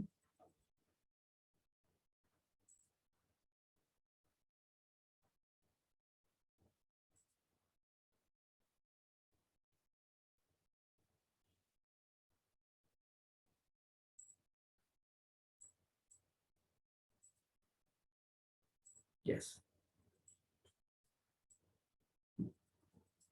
ಎರಡನೇ ಪ್ರಶ್ನೆ ಹೇಗಿದೆ, ನಾನು ಹೇಳಿದಾಗೆ ಈಗ ತಾನೇ ನಾವು we have discussed about the concept of inclusive classroom, inclusive education. Okay, so ಇದ್ರ ಮೇಲೆ ಒಂದು ನೇರವಾದಂತಹ ಪ್ರಶ್ನೆ ಈ ರೀತಿ ಕೇಳಬಹುದು. ಒಳಗೊಳ್ಳುವ ವರ್ಗ ಅಥವಾ ಅಂತರ್ಗತ ವರ್ಗ ಅಂದ್ರೆ ಏನಾಗಿರ್ತದೆ ಅನ್ನೋದನ್ನ ಡಿಫೈನ್ ಮಾಡುವ ಬದಲಾಗಿ ಈ ರೀತಿ ಬೇರೆ ಬೇರೆ ಉಪಕ್ರಮವನ್ನು ಪಡ್ಕೊಂಡು ನಾವು ಎಷ್ಟು ಮಟ್ಟಿಗೆ ಸರಿಯಾಗಿ ಅಥವಾ ಸಮರ್ಪಕವಾಗಿ ಅಥವಾ ಪರಿಣಾಮಕಾರಿಯಾಗಿ ವಿಷಯವನ್ನು ಗ್ರಹಿಸಿಕೊಂಡಿದೀವಿ ಅನ್ನೋದನ್ನ ಪರೀಕ್ಷೆ ಮಾಡ್ಲಿಕ್ಕೆ ಈ ಪ್ರಶ್ನೆಯನ್ನು ಕೇಳಬಹುದು. Like this. So the question may come like this. An inclusive class is that in which differently able learners study with normal students. Students from different nationalities study together.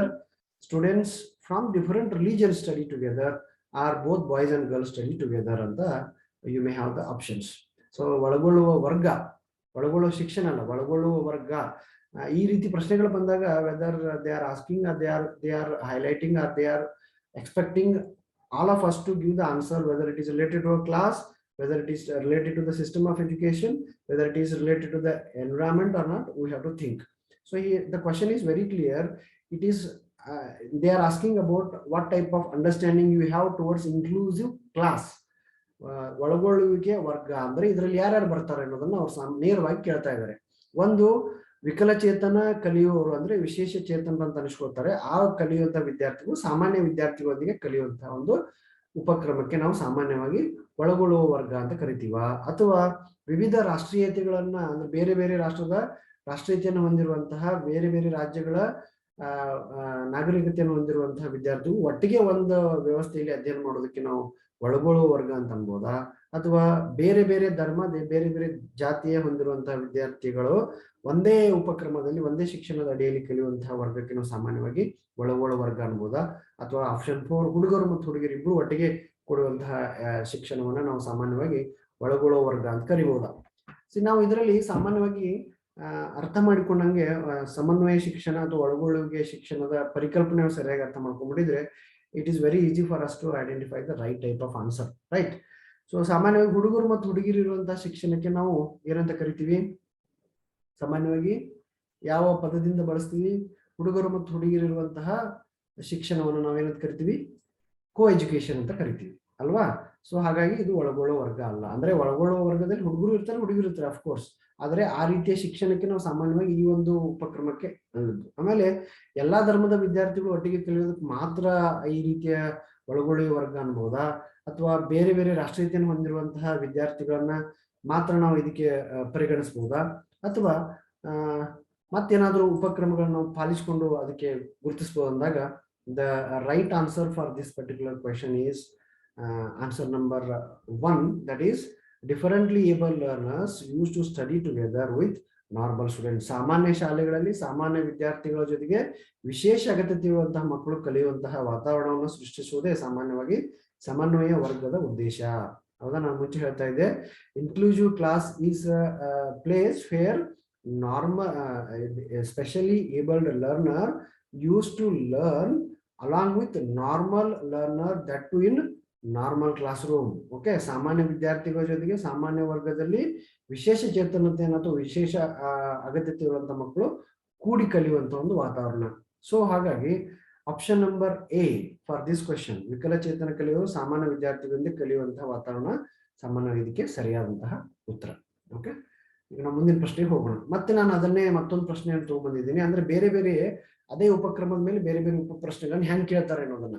Okay, ಒಂದ್ ಕಡೆ ಕೇಳ್ತಾರೆ ಬೇರೆ ರಾಜ್ಯದಲ್ಲಿ ಆದಂತಹ ಒಂದು ಪರೀಕ್ಷೆಯಲ್ಲಿ they have just directly asked what is inclusive education in this form.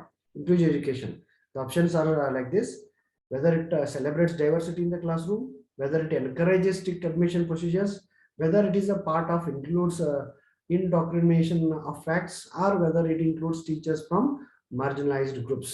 ಅಂತರ್ಗತ ಶಿಕ್ಷಣ ಅಥವಾ ಒಳಗೊಳ್ಳುವಿಕೆ ಶಿಕ್ಷಣ ಅನ್ನೋದನ್ನ ನೋಡ್ತಾ ಬಂದಿದ್ದೆ ಆದ್ರೆ ಸಾಮಾನ್ಯವಾಗಿ ಅದಕ್ಕೆ ಉತ್ತರಗಳನ್ನ ಕೊಡ್ತಾ ಹೋಗ್ತಾರೆ. ತರಗತಿಯಲ್ಲಿ ವೈವಿಧ್ಯತೆಯನ್ನು ಆಚರಿಸುವುದು, ಅಥವಾ ಅಂತರ್ಗತ ಶಿಕ್ಷಣ ಕಟ್ಟುನಿಟ್ಟಾದ ಪ್ರವೇಶ ಕಾರ್ಯವಿಧಾನಗಳನ್ನ ಪ್ರೋತ್ಸಾಹಿಸ್ತದ, ಅಥವಾ ಇದು ಸತ್ಯದ ಉಪದೇಶವನ್ನು ಮಾತ್ರ ಒಳಗೊಂಡಿರ್ತದ, ಅಥವಾ ಅಂಚಿನಲ್ಲಿರುವಂತಹ ವಿವಿಧ ಗುಂಪುಗಳ ಶಿಕ್ಷಕರನ್ನು ಒಳಗೊಂಡಿರ್ತದ. ಸೊ ನಾನು ಹೇಳ್ತಾ ಇದ್ದೆ, ಶಿಕ್ಷಣವನ್ನ ಸಾರ್ವತ್ರೀಕರಣ ಮಾಡಿದೆ ನಮ್ಮ ದೇಶದಲ್ಲಿ. ವಿಶೇಷವಾಗಿ ಶಿಕ್ಷಣವನ್ನ ಸಾರ್ವತ್ರೀಕರಣಗೊಳಿಸಲಾಗಿದೆ. Education has become universalization element in the country, so that the intention is very clear and it has become one of the fundamental right of every child to be familiar with the all type of education system in the country. ಪ್ರತಿ ಹುಟ್ಟಿದಂತ ಪ್ರತಿ ಮಗುವು ಸಹ ಶಿಕ್ಷಣವನ್ನು ಪಡೆಯುವಂತ ಅವಕಾಶ ಇದೆ. ಆ ದೃಷ್ಟಿಯಿಂದ ಆ ಹಿನ್ನೆಲೆಯಲ್ಲಿ ನೋಡೋದಾದ್ರೆ ನಾವು ಬಹಳಷ್ಟು ವಿಚಾರಗಳನ್ನ ನೋಡ್ತಾ ಬರ್ತೀವಿ. ಸೊ ಇಲ್ಲಿ ನಾವು ಗಮನಿಸಲೇಬೇಕಾದಂತ ಒಂದು ಅಂಶ ಅಂತಂದ್ರೆ ಹೇಳೋದ ಒಂದು second,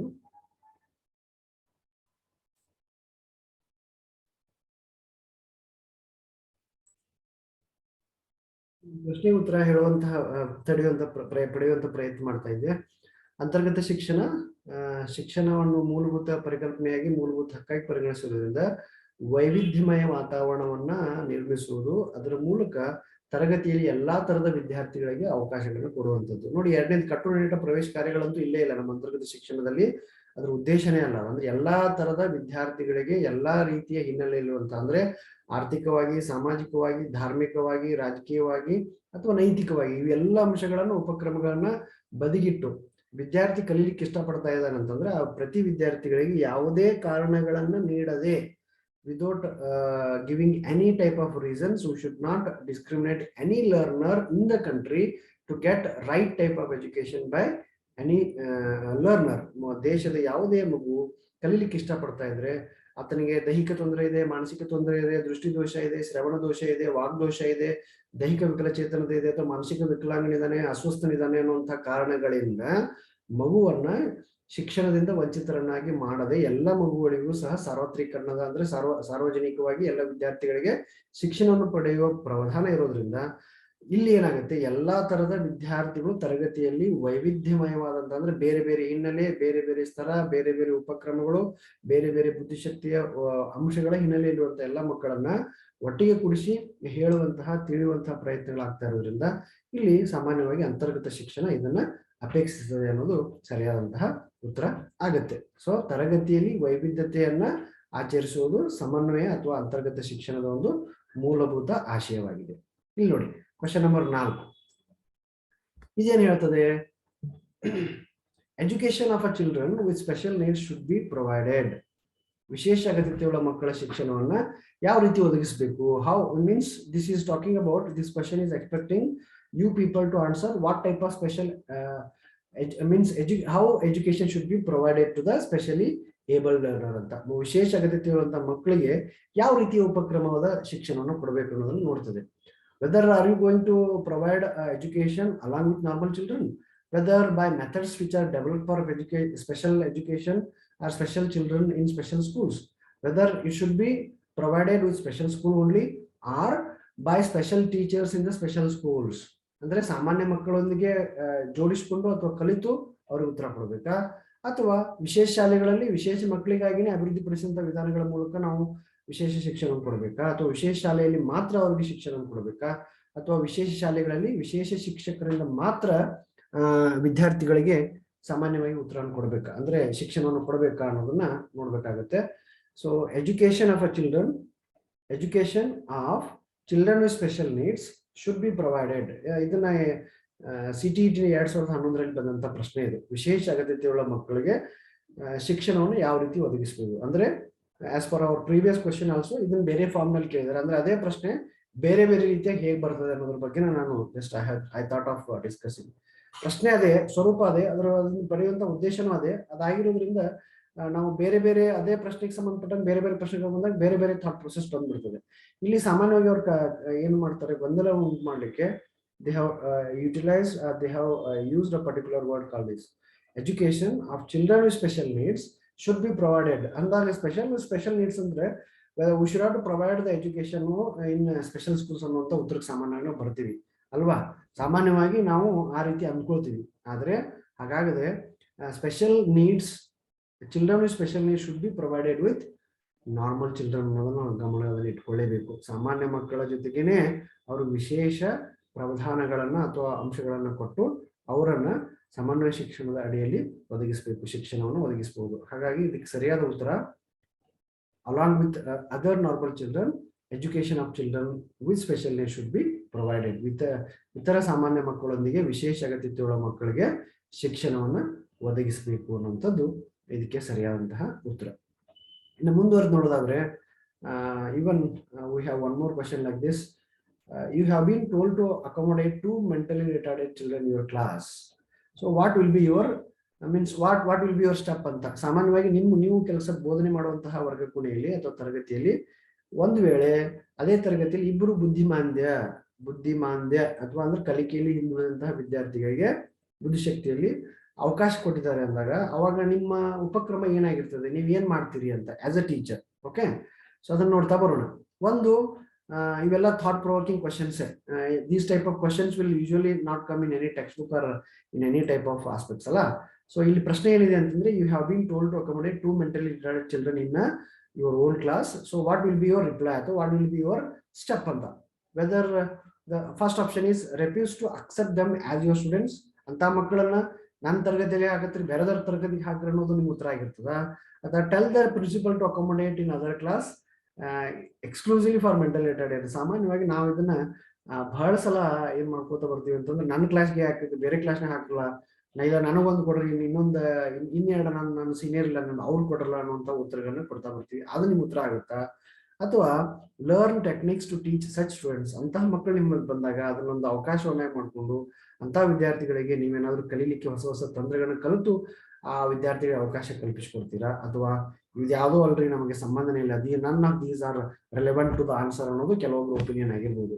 but from the psychological point of view, if you were asked to accommodate such mentally retarded children in your class, you should have to take a decision that yes, let me learn new techniques which are required for me to develop good type of learning abilities or teaching abilities for such mentally retarded in the classroom. So let me take this as an opportunity to teach for such students. ಇಂತಹ ವಿದ್ಯಾರ್ಥಿಗಳನ್ನ ಆಯ್ಕೆ ಮಾಡಿಕೊಂಡು ಅಂತ ವಿದ್ಯಾರ್ಥಿಗಳಿಗೆ ಬೇಕಾದಂತ ತಂತ್ರಗಳನ್ನ ನಾನು ಕಲಿತೀನಿ, ಅದನ್ನು ಕಲಿತು ವಿದ್ಯಾರ್ಥಿಗಳಿಗೆ ತಿಳಿ ಹೇಳ್ತೀನಿ ಅನ್ನುವಂತಹ ಒಂದು ಅಭಿಪ್ರಾಯ ಅಥವಾ ಆ ರೀತಿ ಆಲೋಚನೆ ನಿಮ್ಮ ಮನಸ್ಸಿನಲ್ಲಿ ಬರಬೇಕು.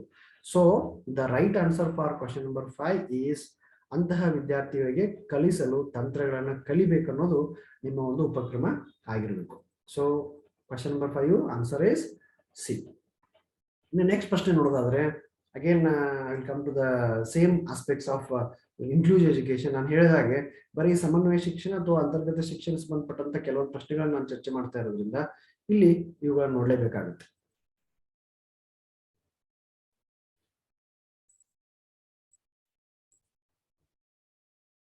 The best way, especially at primary level, to address the learning difficulties of students is to use a variety of teaching methods suited to the disabled learners, expensive and glossy support material, easy and interesting textbooks, or storytelling method.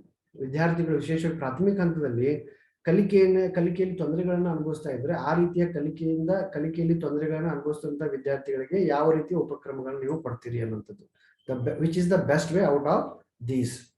So ಇದರಲ್ಲಿ ಮುಖ್ಯವಾಗಿ ನಾವು ಗಮನಿಸಬೇಕಾಗಿರೋದು ಅಂದ್ರೆ ವಿದ್ಯಾರ್ಥಿಗಳ ಕಲಿಕೆಯ ತೊಂದರೆಗಳನ್ನ ಅನುಭವಿಸ್ತಾ ಇದ್ದು, ಅಲ್ಲಿ ಆ ರೀತಿಯ ತೊಂದರೆಗಳಿಂದ ಅನುಭವಿಸ್ತಾ ಇರುವಂತಹ ವಿದ್ಯಾರ್ಥಿಗಳಿಗೆ ಪರಿಹಾರವನ್ನು ಕೊಡಬೇಕಾದ್ರೆ ಪ್ರಾಥಮಿಕ ಹಂತದಲ್ಲಿ ಇರುವಂತಹ ಸರಿಯಾದ ಮಾರ್ಗ ಒಂದು, ಅಂಗವೈಕಲ್ಯತೆಗೆ ಸೂಕ್ತವಾದ ಬೋಧನಾ ವಿಧಾನಗಳನ್ನು ಅರ್ಥ ಮಾಡಿಕೊಳ್ಳೋದು, ಅಥವಾ ದುಬಾರಿ ಆದಂತಹ ಅಥವಾ ಹೊಳಪು ಬರುವಂತಹ ವಸ್ತುಗಳನ್ನು ತಂದು ಅವ್ರ ಮುಂದೆ ತೋರ್ಪಡಿಸೋದ್ರ ಮೂಲಕ, ಅಥವಾ ಸುಲಭವಾಗಿ ಆಸಕ್ತಿದಾಯಕವಿರುವಂತಹ ಒಂದಷ್ಟು ಪಠ್ಯ ಪುಸ್ತಕಗಳನ್ನು ಕೊಡೋದ್ರ ಮೂಲಕ, ಅಥವಾ ಕಥೆ ಹೇಳೋದ್ರ ಮೂಲಕ. ಸಾಮಾನ್ಯವಾಗಿ what we use to think is story telling may be the right aspect, because primary students like stories alwa, as you are particularly talking or as you need to concentrate on the disabled learners, especially able learner. So let us not think in a general way. ಸಾಮಾನ್ಯವಾಗಿ ಕಥೆ ಹೇಳೋ ವಿಧಾನ ಮಕ್ಕಳಿಗೆ ಇಷ್ಟ ಆಗುತ್ತೆ, ಆದ್ರೆ ಕಲಿಕೆಯಲ್ಲಿ ತೊಂದರೆಗಳಿರುವಂತಹ ವಿದ್ಯಾರ್ಥಿಗಳಿಗೆ ಪರಿಹಾರ ಮಾಡ್ಲಿಕ್ಕೆ ಕಥೆ ಹೇಳೋದು ಅದು ಸರಿಯಾದಂತಹ ವಿಧಾನನೂ ಅಲ್ಲ, ಹಾಗೇನೆ ಆಸಕ್ತಿದಾಯಕವಾದ ಪಠ್ಯಪುಸ್ತಕಗಳನ್ನು ಕೊಡೋದು ಅಲ್ಲ. ಅದರ ಬದಲಾಗಿ ಮತ್ತೆ ಹಾಗಂತ ಹೇಳಿ ದುಬಾರಿ ಮತ್ತು ಹೊಳಪು ಹೊಂದಿರುವಂತಹ ಪುಸ್ತಕಗಳನ್ನು ವಸ್ತುಗಳನ್ನ ಕೊಟ್ಟು ಅವ್ರನ್ನ ಕಲಿಕೆಯಲ್ಲಿ ಆಸಕ್ತಿದಾಯಕ ಮಾಡೋದು ಅಂತಲ್ಲ. So the option number A or first option is the right option for this question. ಅಂದ್ರೆ ಅಂಗವೈಕಲ್ಯತೆಯಿಂದ ಬಳಲ್ತಾ ಇರುವಂತಹ ಮಕ್ಕಳಿಗೆ, ಆ ವಿದ್ಯಾರ್ಥಿಗಳಿಗೆ ಯಾವ್ಯಾವ ತರದ ವಿದ್ಯಾರ್ಥಿಗಳಿದ್ದಾರೆ ಆ ತರದ ವಿದ್ಯಾರ್ಥಿಗಳಿಗೆ ಯಾವ ರೀತಿಯ ಉಪಕ್ರಮಗಳನ್ನ ಅಂದ್ರೆ ಬೋಧನಾ ವಿಧಾನಗಳನ್ನ ಅಳವಡಿಸಿಕೊಂಡು ನಾನು ಪಾಠವನ್ನ ಮಾಡಿದ್ದೆ ಆದ್ರೆ ಆ ಕಲಿಕೆಯ ತೊಂದರೆಗಳನ್ನು ನಿಭಾಯಿಸಬಹುದು. ನೋಡಿ, ಕಲಿಕಾ ತೊಂದರೆಗಳನ್ನು ಬಹಳಷ್ಟು ಬೇರೆ ಬೇರೆ ಹಂತದಲ್ಲಿ ಇರ್ತವೆ. ಒಬ್ಬ ಜಾಣ ವಿದ್ಯಾರ್ಥಿಯ ತೊಂದರೆಗಳು ಬೇರೆ ಇರ್ತವೆ, ಪ್ರತಿಭಾವಂತ ವಿದ್ಯಾರ್ಥಿಯ ಇಶ್ಯೂಸ್ ಬೇರೆ ಇರ್ತವೆ, ನಾರ್ಮಲ್ ಸ್ಟೂಡೆಂಟ್ಸ್ ಬೇರೆ ಇರ್ತದೆ, on on average learner issues are different.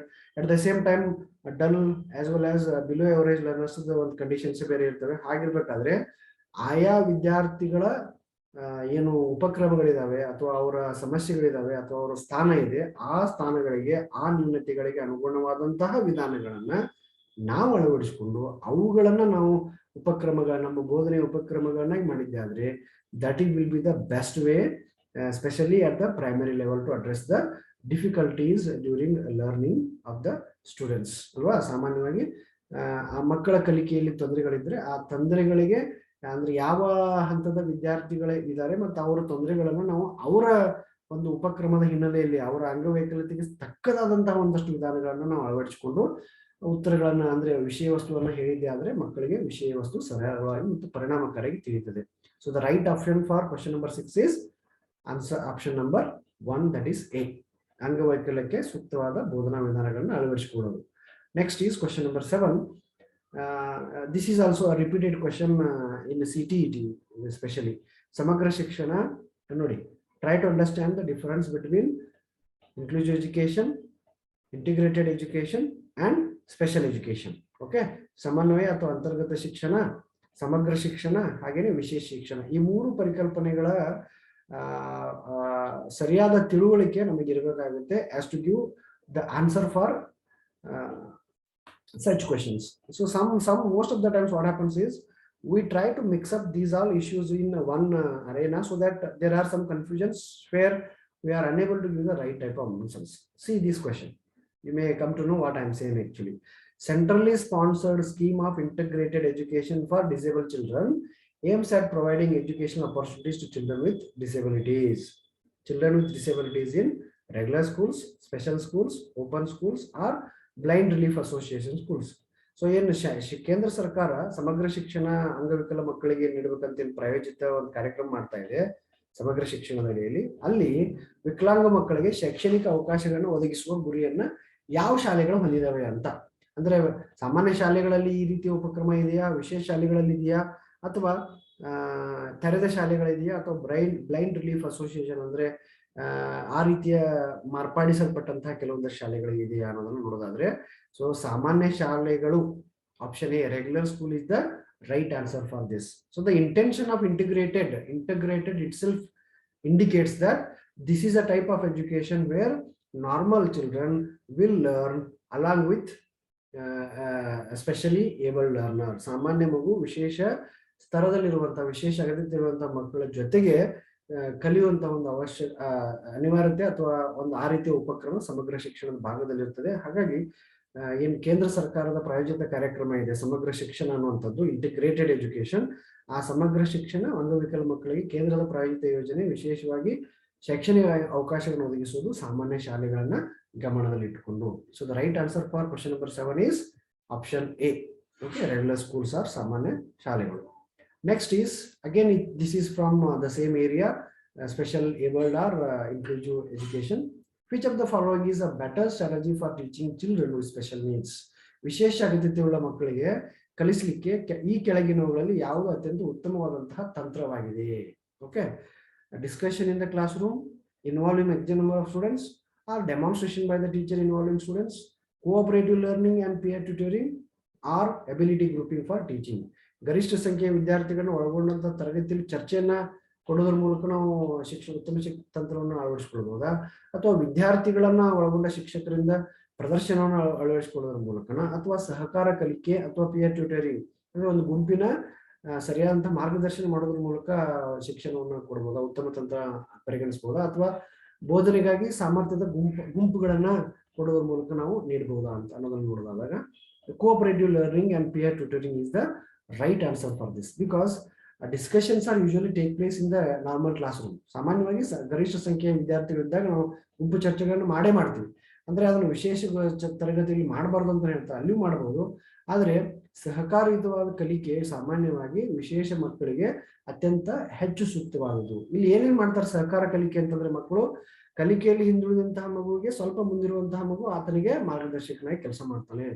So ಒಬ್ಬ ಮಗು ಶಿಕ್ಷಕರು ಬರಿಬೇಕಾದ್ರೆ ಹೇಳ್ಬೇಕಾದ್ರೆ ಕೆಲವೊಂದಷ್ಟು ಅಂಶಗಳನ್ನ ಹೇಳಿ ಶಿಕ್ಷಕರ ವೇಗದಲ್ಲಿ ಬರ್ಕೊಳ್ತಾನೆ. ಆದ್ರೆ ಸಾಮಾನ್ಯ ಅಥವಾ ಅತಿ ಹಿಂದುಳಿದಂತಹ ಮಗು, ಕಲಿಕೆಯಲ್ಲಿ ಹಿಂದುಳಿದಂತಹ ಮಗು, ಅಥವಾ ದೃಷ್ಟಿ ದೋಷ ಇರುವಂತಹ ಮಗು, ಅಥವಾ ಶ್ರವಣ ದೋಷ ಇರುವಂತಹ ಮಗು ಆ ಒಂದು ವೇಗದಲ್ಲಿ ಬರೆದುಕೊಳ್ಳಿಕ್ಕೆ ಆಗದೆ ಇರಬಹುದು. So if you adopt cooperative learning and peer tutoring, ಅಂದ್ರೆ ಸಹಕಾರಯುತವಾದ ಕಲಿಕೆಯನ್ನ ನಿಮ್ಮ ವರ್ಗದಲ್ಲಿರುವಂತಹ ಎಲ್ಲಾ ಮಕ್ಕಳಿಗೆ ಬೆಳೆಸಿದ್ದೆ ಆದ್ರೆ, ಒಬ್ಬರಿಂದ ಇನ್ನೊಬ್ಬರಿಗೆ ಸಹಾಯ ಮಾಡೋದು, ಮತ್ತೊಬ್ಬರಿಂದ ಮಗದೊಬ್ಬರಿಗೆ ಸಹಾಯ ಮಾಡುವಂತದ್ದು ಒಂದೇನು ನಾವು ಸರ್ಕಲ್ ಮಾಡ್ತೀವಿ, ಆ ರೀತಿಯಾದಂತಹ ಒಂದು ಸಹಕಾರಯುತವಾದ ಕಲಿಕೆ ಆಗಬೇಕು. ಅಲ್ಲಿ ಬರೀ ಶಿಕ್ಷಕನೇ ಮಾರ್ಗದರ್ಶನ ಮಾಡದೆ ಆ ಗುಂಪಿನ ನಾಯಕ ಅಥವಾ ಈ ಗುಂಪಿನ ನಾಯಕ ಈ ಗುಂಪಿನ ವಿದ್ಯಾರ್ಥಿ ಇನ್ನೊಂದು ಗುಂಪಿನ ವಿದ್ಯಾರ್ಥಿಗೆ ತಿಳಿ ಹೇಳುವಂತ ಒಂದು ಕ್ರಮ, ಪಿಯರ್ ಟ್ಯೂಟರಿಂಗ್ ಅಂತ ನಾವು ಕರಿತೀವಿ. That is the best technique, that is the best way for best strategy for teaching children with special needs ಅಂದ್ರೆ ತಪ್ಪಾಗಲಿಕ್ಕಿಲ್ಲ. So for this question answer C is the right answer. Cooperative learning and peer tutoring, ಸಹಕಾರಯುತವಾದ ಕಲಿಕೆ ಮತ್ತು ಅಥವಾ pear tutoring ಅಂತ ಏನ್ ಕರಿತೀವಿ, ಆ ಒಂದು ಉತ್ತರ ಸರಿಯಾದಂತಹ ಒಂದು ಉತ್ತರ ಈ ಒಂದು ಪ್ರಶ್ನೆಗೆ. ನೆಕ್ಸ್ಟ್ ಇದು ನೋಡಿ, ಇದು ಸಹ ಸಾಮಾನ್ಯವಾಗಿ ಸಾಮಾನ್ಯ ಮನೋವಿಜ್ಞಾನದ ಭಾಗನೇ, ಆದರೆ as a thought it may be a part of inclusive education. ಹಾಗಾಗಿ ನಾನು ಈ ಒಂದು ಭಾಗದಲ್ಲಿ ಅದನ್ನು ಚರ್ಚೆ ಮಾಡ್ಲಿಕ್ಕೆ ಇಷ್ಟಪಡ್ತೀನಿ. A child of class 4 is always suffers with anxiety and frustration. So what you will do ಅಂತ ಅಂದ್ರೆ, ಒಂದ್ ವೇಳೆ ನಾಲ್ಕನೇ ತರಗತಿ ಒಂದು ಮಗು ಯಾವಾಗಲೂ ಸಹ ಆತಂಕದಿಂದ ಬಳಲ್ತಾ ಇದೆ, ಆತಂಕದಿಂದ ಎದುರಿಸ್ತಾ ಇದೆ ವರ್ಗ ಕೋಣೆಯ ವ್ಯವಸ್ಥೆಗಳನ್ನ, ಅಥವಾ ಅದೇ ಸಮಯದಲ್ಲಿ ಹತಾಶೆಯಿಂದ ಬಳಲ್ತಾ ಇದೆ, ಅಂದ್ರೆ ಆತಂಕ ಮತ್ತು ಹತಾಶೆಯಿಂದ ಬಳಲ್ತಾ ಇರುವಂತಹ ಮಗು ಅಥವಾ ಇರುವಂತಹ ಮಗು, ಆ ರೀತಿಯ ಮಗು ನಿಮ್ ಮುಂದಿದ್ರೆ ನಿಮ್ಮ ಕ್ರಮ ಏನು, ನೀವು ಏನ್ ಕ್ರಮ ಕೈಗೊಳ್ತೀರಿ? ಇದು UPTET ಅಂದ್ರೆ ಉತ್ತರ ಪ್ರದೇಶದ TET 2014 ಕೇಳಿದ ಒಂದು ಪ್ರಶ್ನೆ, ಬಹಳ ವಿಶೇಷ ಅನಿಸ್ತು ನನಗೆ. ಅದಕ್ಕೆ ನಾನು ಇದನ್ನ ಆಯ್ಕೆ ಮಾಡ್ಕೊಂಡು ನಿಮ್ ಜೊತೆ ಚರ್ಚೆ ಮಾಡ್ಲಿಕ್ಕೆ ಇಷ್ಟಪಡ್ತೀನಿ. ಅವ್ನ ಪೋಷಕರಿಗೆ ದೂರ ಬಿಟ್ರೆ ಉತ್ತರ ಸರಿಯಾಗಿ ಬಿಡುತ್ತಾ? ಆ ಮಗು ಅಂದ್ರೆ ನಿಮ್ಮ ಮಗು ಆತಂಕ ಹತಾಶೆಯಿಂದ ಬಳಲ್ತಾ ಇದೆ ಅಂತ ಹೇಳ್ಬಿಟ್ರೆ ನಮ್ಮ ಕೆಲಸ ಮುಗಿತಾ? ಅಥವಾ ಅವನನ್ನ ಮನೋವೈದ್ಯರ ಬಳಿಗೆ ತೆಗೆದುಕೊಂಡು ಹೋಗಿ ಸರಿಯಾದ ಮಾರ್ಗದರ್ಶನ ಕೊಡೋದು ಸರಿಯಾಗುತ್ತಾ? ಅಥವಾ ನಾನೇ ಶಿಕ್ಷಕನಾಗಿ ಆತನಿಗೆ ಸಲಹೆಗಾರನ ತಿಳುವಳಿಕೆ ಮಾಡಿಕೊಂಡು ಆ ಮಗುವಿಗೆ ಆ ರೀತಿಯ ಉಪಕ್ರಮಗಳನ್ನು ಹೊರಬರ್ಲಿಕ್ಕೆ ನಾನೇ ಸಹಾಯವನ್ನು ಮಾಡಬಹುದು? ಅಥವಾ ಆಗಿದ್ದಾಗಲಿ ಬಿಡಿ, ಏನ್ ತೊಂದರೆ ಇಲ್ಲ, let him assess his fortune by own ಅಂತ ಅವನ ಮೇಲೆ ಬಿಟ್ಕೊಳ್ಲಿಕ್ಕೆ ಸಾಧ್ಯ ಆಗ್ತದೆ? Do you wish to complain the same issue? Do you wish to complain the same to his or her guardian, or you are going to bring him to a psychiatrist, or do you wish to really play the role of counselor, or you are going to leave him on his own fortune? ಒಂದೊಂದು ಕಡೆ ನಾವು ಇದನ್ನ ಯೋಚನೆ ಮಾಡಿದಾಗ ಒಂದೊಂದು ಉತ್ತರ ಸರಿ ಅನಿಸುತ್ತೆ. But the teacher role is need to facilitate the information, and whenever possible you need to play the role of a counselor. Okay, ಸಲಹೆಗಾರನಾಗಿ ನಾವು ಕೆಲಸವನ್ನು ಮಾಡಬೇಕಾಗುತ್ತೆ. ಸೊ ಒಂದು ವೇಳೆ ಯಾವುದೇ ತರಗತಿಯ ವರ್ಗದ ವಿದ್ಯಾರ್ಥಿ ಆತಂಕ ದುಗುಡ ಹತಾಶೆಯಿಂದ ಬಳಲ್ತಾ ಇದ್ರೆ ಆತನಿಗೆ ನಾವು ಸಲಹೆಗಾರನಾಗಿ ಆತನು ಅಥವಾ ಅವಳನ್ನ ಆ ಒಂದು ವ್ಯವಸ್ಥೆಯಿಂದ ಹೊರಬರಲಿಕ್ಕೆ ಅವಕಾಶಗಳನ್ನ ಕೊಡುವಂತ ಪ್ರಯತ್ನವನ್ನ ಮಾಡಬಹುದು. So this is the way how we should have to get the solution for these type of condition. Okay, next is this is the 10th one. It seems special education. ಹಾಗಾದ್ರೆ ಏನು? ವಿಶೇಷ ಶಿಕ್ಷಣ ಯಾವುದಕ್ಕೆ ಸಂಬಂಧಪಟ್ಟಿದ್ದು? Special education is related to what? Educational for talented students, educational program for disable, training program of teachers, training programs for retarded. ವಿಶೇಷ ಶಿಕ್ಷಣ ಪ್ರತಿಭಾವಂತ ವಿದ್ಯಾರ್ಥಿಗಳಿಗೆ ಇರುವಂತಹ ಶಿಕ್ಷಣ, ಹೌದಾ? ಅಥವಾ ಅಂಗವಿಕಲರಿಗೆ ಇರುವಂತಹ ಶೈಕ್ಷಣಿಕ ಕಾರ್ಯಕ್ರಮನೋ, ಶಿಕ್ಷಕರ ತರಬೇತಿ ಕಾರ್ಯಕ್ರಮನೋ, ಅಥವಾ ಹಿಂದುಳಿದವರಿಗೆ ಇರುವಂತಹ ತರಬೇತಿ ಕಾರ್ಯಕ್ರಮನೋ. ಸೊ ಸಾಮಾನ್ಯವಾಗಿ ನಮಗೆ ಆಪ್ಷನ್ ಎ ಮತ್ತು ಆಪ್ಷನ್ ಬಿ ಮಧ್ಯೆ ಗೊಂದಲಗಳು ಉಂಟಾಗ್ತವೆ. ಓಕೆ, ಬಿಕಾಸ್ ಇದು ಶಿಕ್ಷಕರಿಗೆ ಇರುವಂತಹ ಕಾರ್ಯಕ್ರಮನೂ ಅಲ್ಲ, ಹಿಂದುಳಿದವರಿಗೆ ತರಬೇತಿ ಕಾರ್ಯಕ್ರಮ ಅಂತೂ ಅಲ್ವೇ ಅಲ್ಲ, ಶಿಕ್ಷಣಿಕ ಕ್ರಮ ಆಗಿರೋದ್ರಿಂದ ಇದು ಪ್ರತಿಭಾವಂತ ಮಗು ಕೊಡುವಂತ ಶಿಕ್ಷಣ ಅಥವಾ ಅಂಗವಿಕಲರು ಅಂದಾಗ we have the right option as option B. It is special education is related to educational program for disabled, ಅಂಗವಿಕಲರಿಗೆ ಇರುವಂತಹ ಒಂದು ಶೈಕ್ಷಣಿಕ ಕಾರ್ಯಕ್ರಮ. So the right answer for question number 10 is option B. Next, question number 11. If a child writes, ಬಹಳ ವಿಶೇಷವಾದಂತ ಪ್ರಶ್ನೆ ಇದು, Punjab TET ನಲ್ಲಿ ಕೇಳಿದಂತ ಒಂದು ಪ್ರಶ್ನೆ. ಓಕೆ, ನೀವು ಕೇಳಿ ಸರ್ ಕರ್ನಾಟಕ TET ಯಾವಿಲ್ಲ, ಪಂಜಾಬ್ನ ಬೇರೆ ಬೇರೆ ರಾಜ್ಯದ ಹಾಕಿದಿರಿ ಅಂತೇಳಿ. ಜಸ್ಟ್ ಕೆಲವೊಂದು ಕಡೆ ಕೆಲವೊಂದು ಪ್ರಶ್ನೆಗಳನ್ನ ಬೇರೆ ಬೇರೆ ಆಯಾಮಗಳ ಹಿನ್ನೆಲೆಯಲ್ಲಿ ನೋಡೋದಾದ್ರೆ ಅವುಗಳನ್ನ ನಾನು ಅದಕ್ಕೆ ಆ ರೀತಿ ಆಯ್ಕೆ ಮಾಡಿದ್ದೀನಿ. ಒನ್ ಆಫ್ ದ ಇಂಟ್ರೆಸ್ಟಿಂಗ್ ಪ್ರಶ್ನೆ ಇದು. ಯಾಕಂತಂದ್ರೆ ಒಂದು ಮಗು ಒಂದು ವೇಳೆ ನೋಡಿ, this is a particular issue related to learning disability, ಕಲಿಕೆಯ ತೊಂದರೆ ಇರುವಂತ ಒಂದು ಪ್ರಶ್ನೆ ಇದು. If a child writes 16 as 61 and gets confused between B and D in English language. So this is the case of what anta idu PTT andre Punjab TET 2014 ಕೇಳಿದಂತ ಒಂದು ಪ್ರಶ್ನೆ. Whether it is an issue of visual impairment, learning disability, mental impairment or mental retardation. ಒಂದ್ ವೇಳೆ ಒಂದು ಮಗು 16 ಸಂಖ್ಯೆ 16 ನೋಡಿ 16 ಮತ್ತು 61 ಅವುಗಳ ಸ್ಥಾನಮಾನ ಬೇರೆ ಬೇರೆನೇ ಇದಾವೆ ಹೌದಾ. ಆ ಸ್ಥಾನಮಾನಗಳು ಬೇರೆ ಬೇರೆ ಇದ್ರೂ ಸಹ ಅವುಗಳನ್ನ ಬರೆಯುವ ಉಪಕ್ರಮದಲ್ಲಿ ತೊಂದರೆಗಳಾದ್ರೆ 16 61 ಬರೀತಿರ್ತದೆ, ಅಥವಾ 61 16 ಬರಿತಾ ಇರ್ತದೆ ಮಗು. ಅಥವಾ ಬಿ ಅನ್ನ ಇಂಗ್ಲಿಷ್ ಅಲ್ಫಾಬೆಟ್ ಬಿ ಅನ್ನ ಡಿನೋ, ಡಿ ಅನ್ನ ಬಿನೋ, ದನೋ ಈ ರೀತಿ ಬರಿತಾ ಇರ್ತದೆ. ಆ ರೀತಿಯ ಗೊಂದಲ ಆಗ್ತಾ ಇದ್ರೆ ಮಗು ಇದಕ್ಕೆ ಏನು ಕಾರಣ? ದೃಷ್ಟಿಹೀನತೆಯಿಂದ ಆಗ್ತದ, ವಿಜುವಲ್ ಇಂಪೇರ್ಮೆಂಟ್ ಇಂದ ಆಗುತ್ತಾ, ಕಲಿಕೆಯಲ್ಲಿರುವಂತಹ ಅಸಮರ್ಥತೆಯಿಂದ ಆಗುತ್ತಾ, ಮಾನಸಿಕ ದುರ್ಬಲತೆಯಿಂದ ಆಗುತ್ತಾ, ಅಥವಾ ಮಾನಸಿಕ ಕುಂಠಿತತೆಯಿಂದ ಆಗುತ್ತಾ? So this is the best example for learning disability. Okay, learning ಡಿಸೇಬಿಲಿಟಿನಲ್ಲಿ ಸಾಮಾನ್ಯವಾಗಿ ನಮ್ಗೆ ಬಹಳಷ್ಟು ಪ್ರಶ್ನೆಗಳಿದಾವೆ. ಡಿಸ್ಲೆಕ್ಸಿಯಾ ಅಂತ ಬರ್ತದೆ, ಡಿಸ್ಗ್ರಾಫಿಯಾ ಅಂತ ಬರ್ತದೆ, ಡಿಸ್ಕ್ಯಾಲ್ಕುಲಿಯಾ ಅಂತ ಬರ್ತದೆ. ನಾನು ಹೇಳ್ತಾ ಇದ್ದೆ. ಸೊ ಡಿಸ್ಗ್ರಾಫಿಯಾ ಅನ್ನೋದು ಒಂದು ವಿಷಯ ಆದ್ರೆ ನನ್ನ ಮುಂದೆ ಪ್ರಶ್ನೆ ಬರ್ತದೆ, ಅದಕ್ಕೆ ನಾನು let me not touch upon those all areas right now. So the right option for this kind of problem is that is only because of the disability in learning. ಕಲಿಕೆಯಲ್ಲಿರುವಂತಹ ನ್ಯೂನತೆ ಅಥವಾ ಅಸಮರ್ಥತೆಯಿಂದ ಮಗು ಆ ರೀತಿ 16 61, 17 71, 71 17, 18 81, 81 18, 18 ಆಗಿಯೂ ಬರಿತಾ ಇರುವಂತಹ ಒಂದು ಉಪಕ್ರಮಗಳು ಸಾಮಾನ್ಯವಾಗಿ ಇರ್ತದೆ. ಕೆಲವು ಸಲ ಕೈತಪ್ಪಿ ಅಥವಾ ಬಾಯ್ತಪ್ಪಿ ಅಥವಾ ಆಲೋಚನೆಯಲ್ಲಿ ಏನಾದರೂ ಒಂದಷ್ಟು ವ್ಯತ್ಯಾಸಗಳಾಗ್ತದೆ. That is only because of learning disability students. ಇದರ ಒಂದು ಪ್ರಮುಖವಾದ ಅಂಶ ಅಂತಂದ್ರೆ ಅದಕ್ಕೆ ಸರಿಯಾದ ಉತ್ತರ ನಾನು ಹೇಳಿದ ಹಾಗೆ ಲರ್ನಿಂಗ್ ಡಿಸೇಬಿಲಿಟಿಯಿಂದ ಮಾತ್ರ ಈ ರೀತಿಯ ಒಂದು ಉಪಕ್ರಮಕ್ಕೆ ಸಾಧ್ಯ ಆಗ್ತದೆ. Okay, next, if a student is consistently getting lower grades in school, her parents can be advised to help her by. So ಇದು ಸಮನ್ವಯ ಶಿಕ್ಷಣ ಅನ್ನೋದಕ್ಕಿಂತ ಸಾಮಾನ್ಯ ಶಿಕ್ಷಣದ ಅಡಿಯಲ್ಲಿ ಬಂದಂತ ಒಂದು ಪ್ರಶ್ನೆ. ಸೊ ಇದು ಥಾಟ್ ಪ್ರೊವೋಕಿಂಗ್ ಪ್ರಶ್ನೆ, ಸಾಮಾನ್ಯವಾಗಿ ನಮ್ಮ ಆಲೋಚನಾ ಶಕ್ತಿಯನ್ನ ಪರೀಕ್ಷಿಸುವಂತ ಒಂದು ಪ್ರಶ್ನೆ ಇದು. ಒಂದು ವೇಳೆ ವಿದ್ಯಾರ್ಥಿ ಒಂದು ಶಾಲೆಯಲ್ಲಿ ಸತತವಾಗಿ ಕಡಿಮೆ ಅಂಕಗಳನ್ನು ಗಳಿಸ್ತಾ ಇದ್ದಾನೆ, ಶ್ರೇಣಿಗಳನ್ನ ಪಡಿತಾ ಇದ್ದಾನೆ ಅಂದ್ರೆ ಆಕೆಗೆ ಅಥವಾ ಅವರಿಗೆ ನಾವು ಯಾವ ರೀತಿಯ ಸಲಹೆ ಅಥವಾ ಯಾವ ರೀತಿಯ ಉಪಕ್ರಮವನ್ನು ಮಾಡಬೇಕು ಅಂತ. Working in close association with the teacher, whether withholding mobile phones, movies, comics, extra time for play, or narrating her the hardship of life for those who do not possess proper education, or forcing her to work harder at home. ಶಿಕ್ಷಕರೊಂದಿಗೆ ನಿಕಟ ಸಹಯೋಗದಲ್ಲಿ ಕೆಲಸ ಮಾಡೋದು ಇದಕ್ಕೆ ಸರಿಯಾದ ಉತ್ತರನೋ? Mobile phone, ಚಲನಚಿತ್ರ, ಕಾಮಿಕ್ಸು, ಆಟಕ್ಕೆ ಸಂಬಂಧಪಟ್ಟಂತ ಹೆಚ್ಚಿನ ಸಮಯವನ್ನು ಕೊಡುವಂತದ್ದನ್ನ ತಡೆ ಹಿಡಿಯೋದು, ಅಥವಾ ಸರಿಯಾದ ಶಿಕ್ಷಣವನ್ನು ಹೊಂದಿರದವರ ಜೀವನದ ಕಷ್ಟಗಳನ್ನು ಅವ್ರಿಗೆ ತಿಳಿಯೋದ್ರಿಂದ ಅವ್ರಿಗೆ ಶ್ರೇಣಿಯಲ್ಲಿ ಬದಲಾವಣೆಗಳಾಗ್ತವ, ಅಥವಾ ಮನೆಯಲ್ಲಿ ಹೆಚ್ಚು ಕೆಲಸಗಳನ್ನ ಮಾಡೋದ್ರ ಮೂಲಕ ಅವಳಿಗೆ ಬೇರೆ ಬೇರೆ ರೀತಿಯ ಉಪಕ್ರಮಗಳನ್ನ ಮಾಡಿಸಿ ವಿದ್ಯಾರ್ಥಿಗೆ ಕೊಡುವಂಥದ್ದು. So the best option out of this is, ಇದು ಸಹ CTET 2014 ಬಂದಂತ ಒಂದು ಪ್ರಶ್ನೆನೇ. ಸೆಂಟ್ರಲ್ ಗೌರ್ಮೆಂಟ್ ಇಂದ ಕರೆಯುವಂತ ಒಂದು TET ಪ್ರತಿ ವರ್ಷ ಏನಾಗುತ್ತೆ ಅದರಲ್ಲಿ ಬಂದಂತ 2014 ಬಂದಂತ ಒಂದು ಪ್ರಶ್ನೆ, ವಿಶೇಷವಾದಂತ ಪ್ರಶ್ನೆ. ಅಂದ್ರೆ ವಿದ್ಯಾರ್ಥಿ ಸಾಮಾನ್ಯವಾಗಿ ಒಂದ್ ತರಗತಿ ಅಂದ್ರೆ ಪ್ರತಿ ಹಂತದಲ್ಲಿಯೂ ಸಹ ಕಡಿಮೆ ಹಂತಗಳನ್ನು ಗಳಿಸ್ತಾ ಬರ್ತಾ ಇದ್ರೆ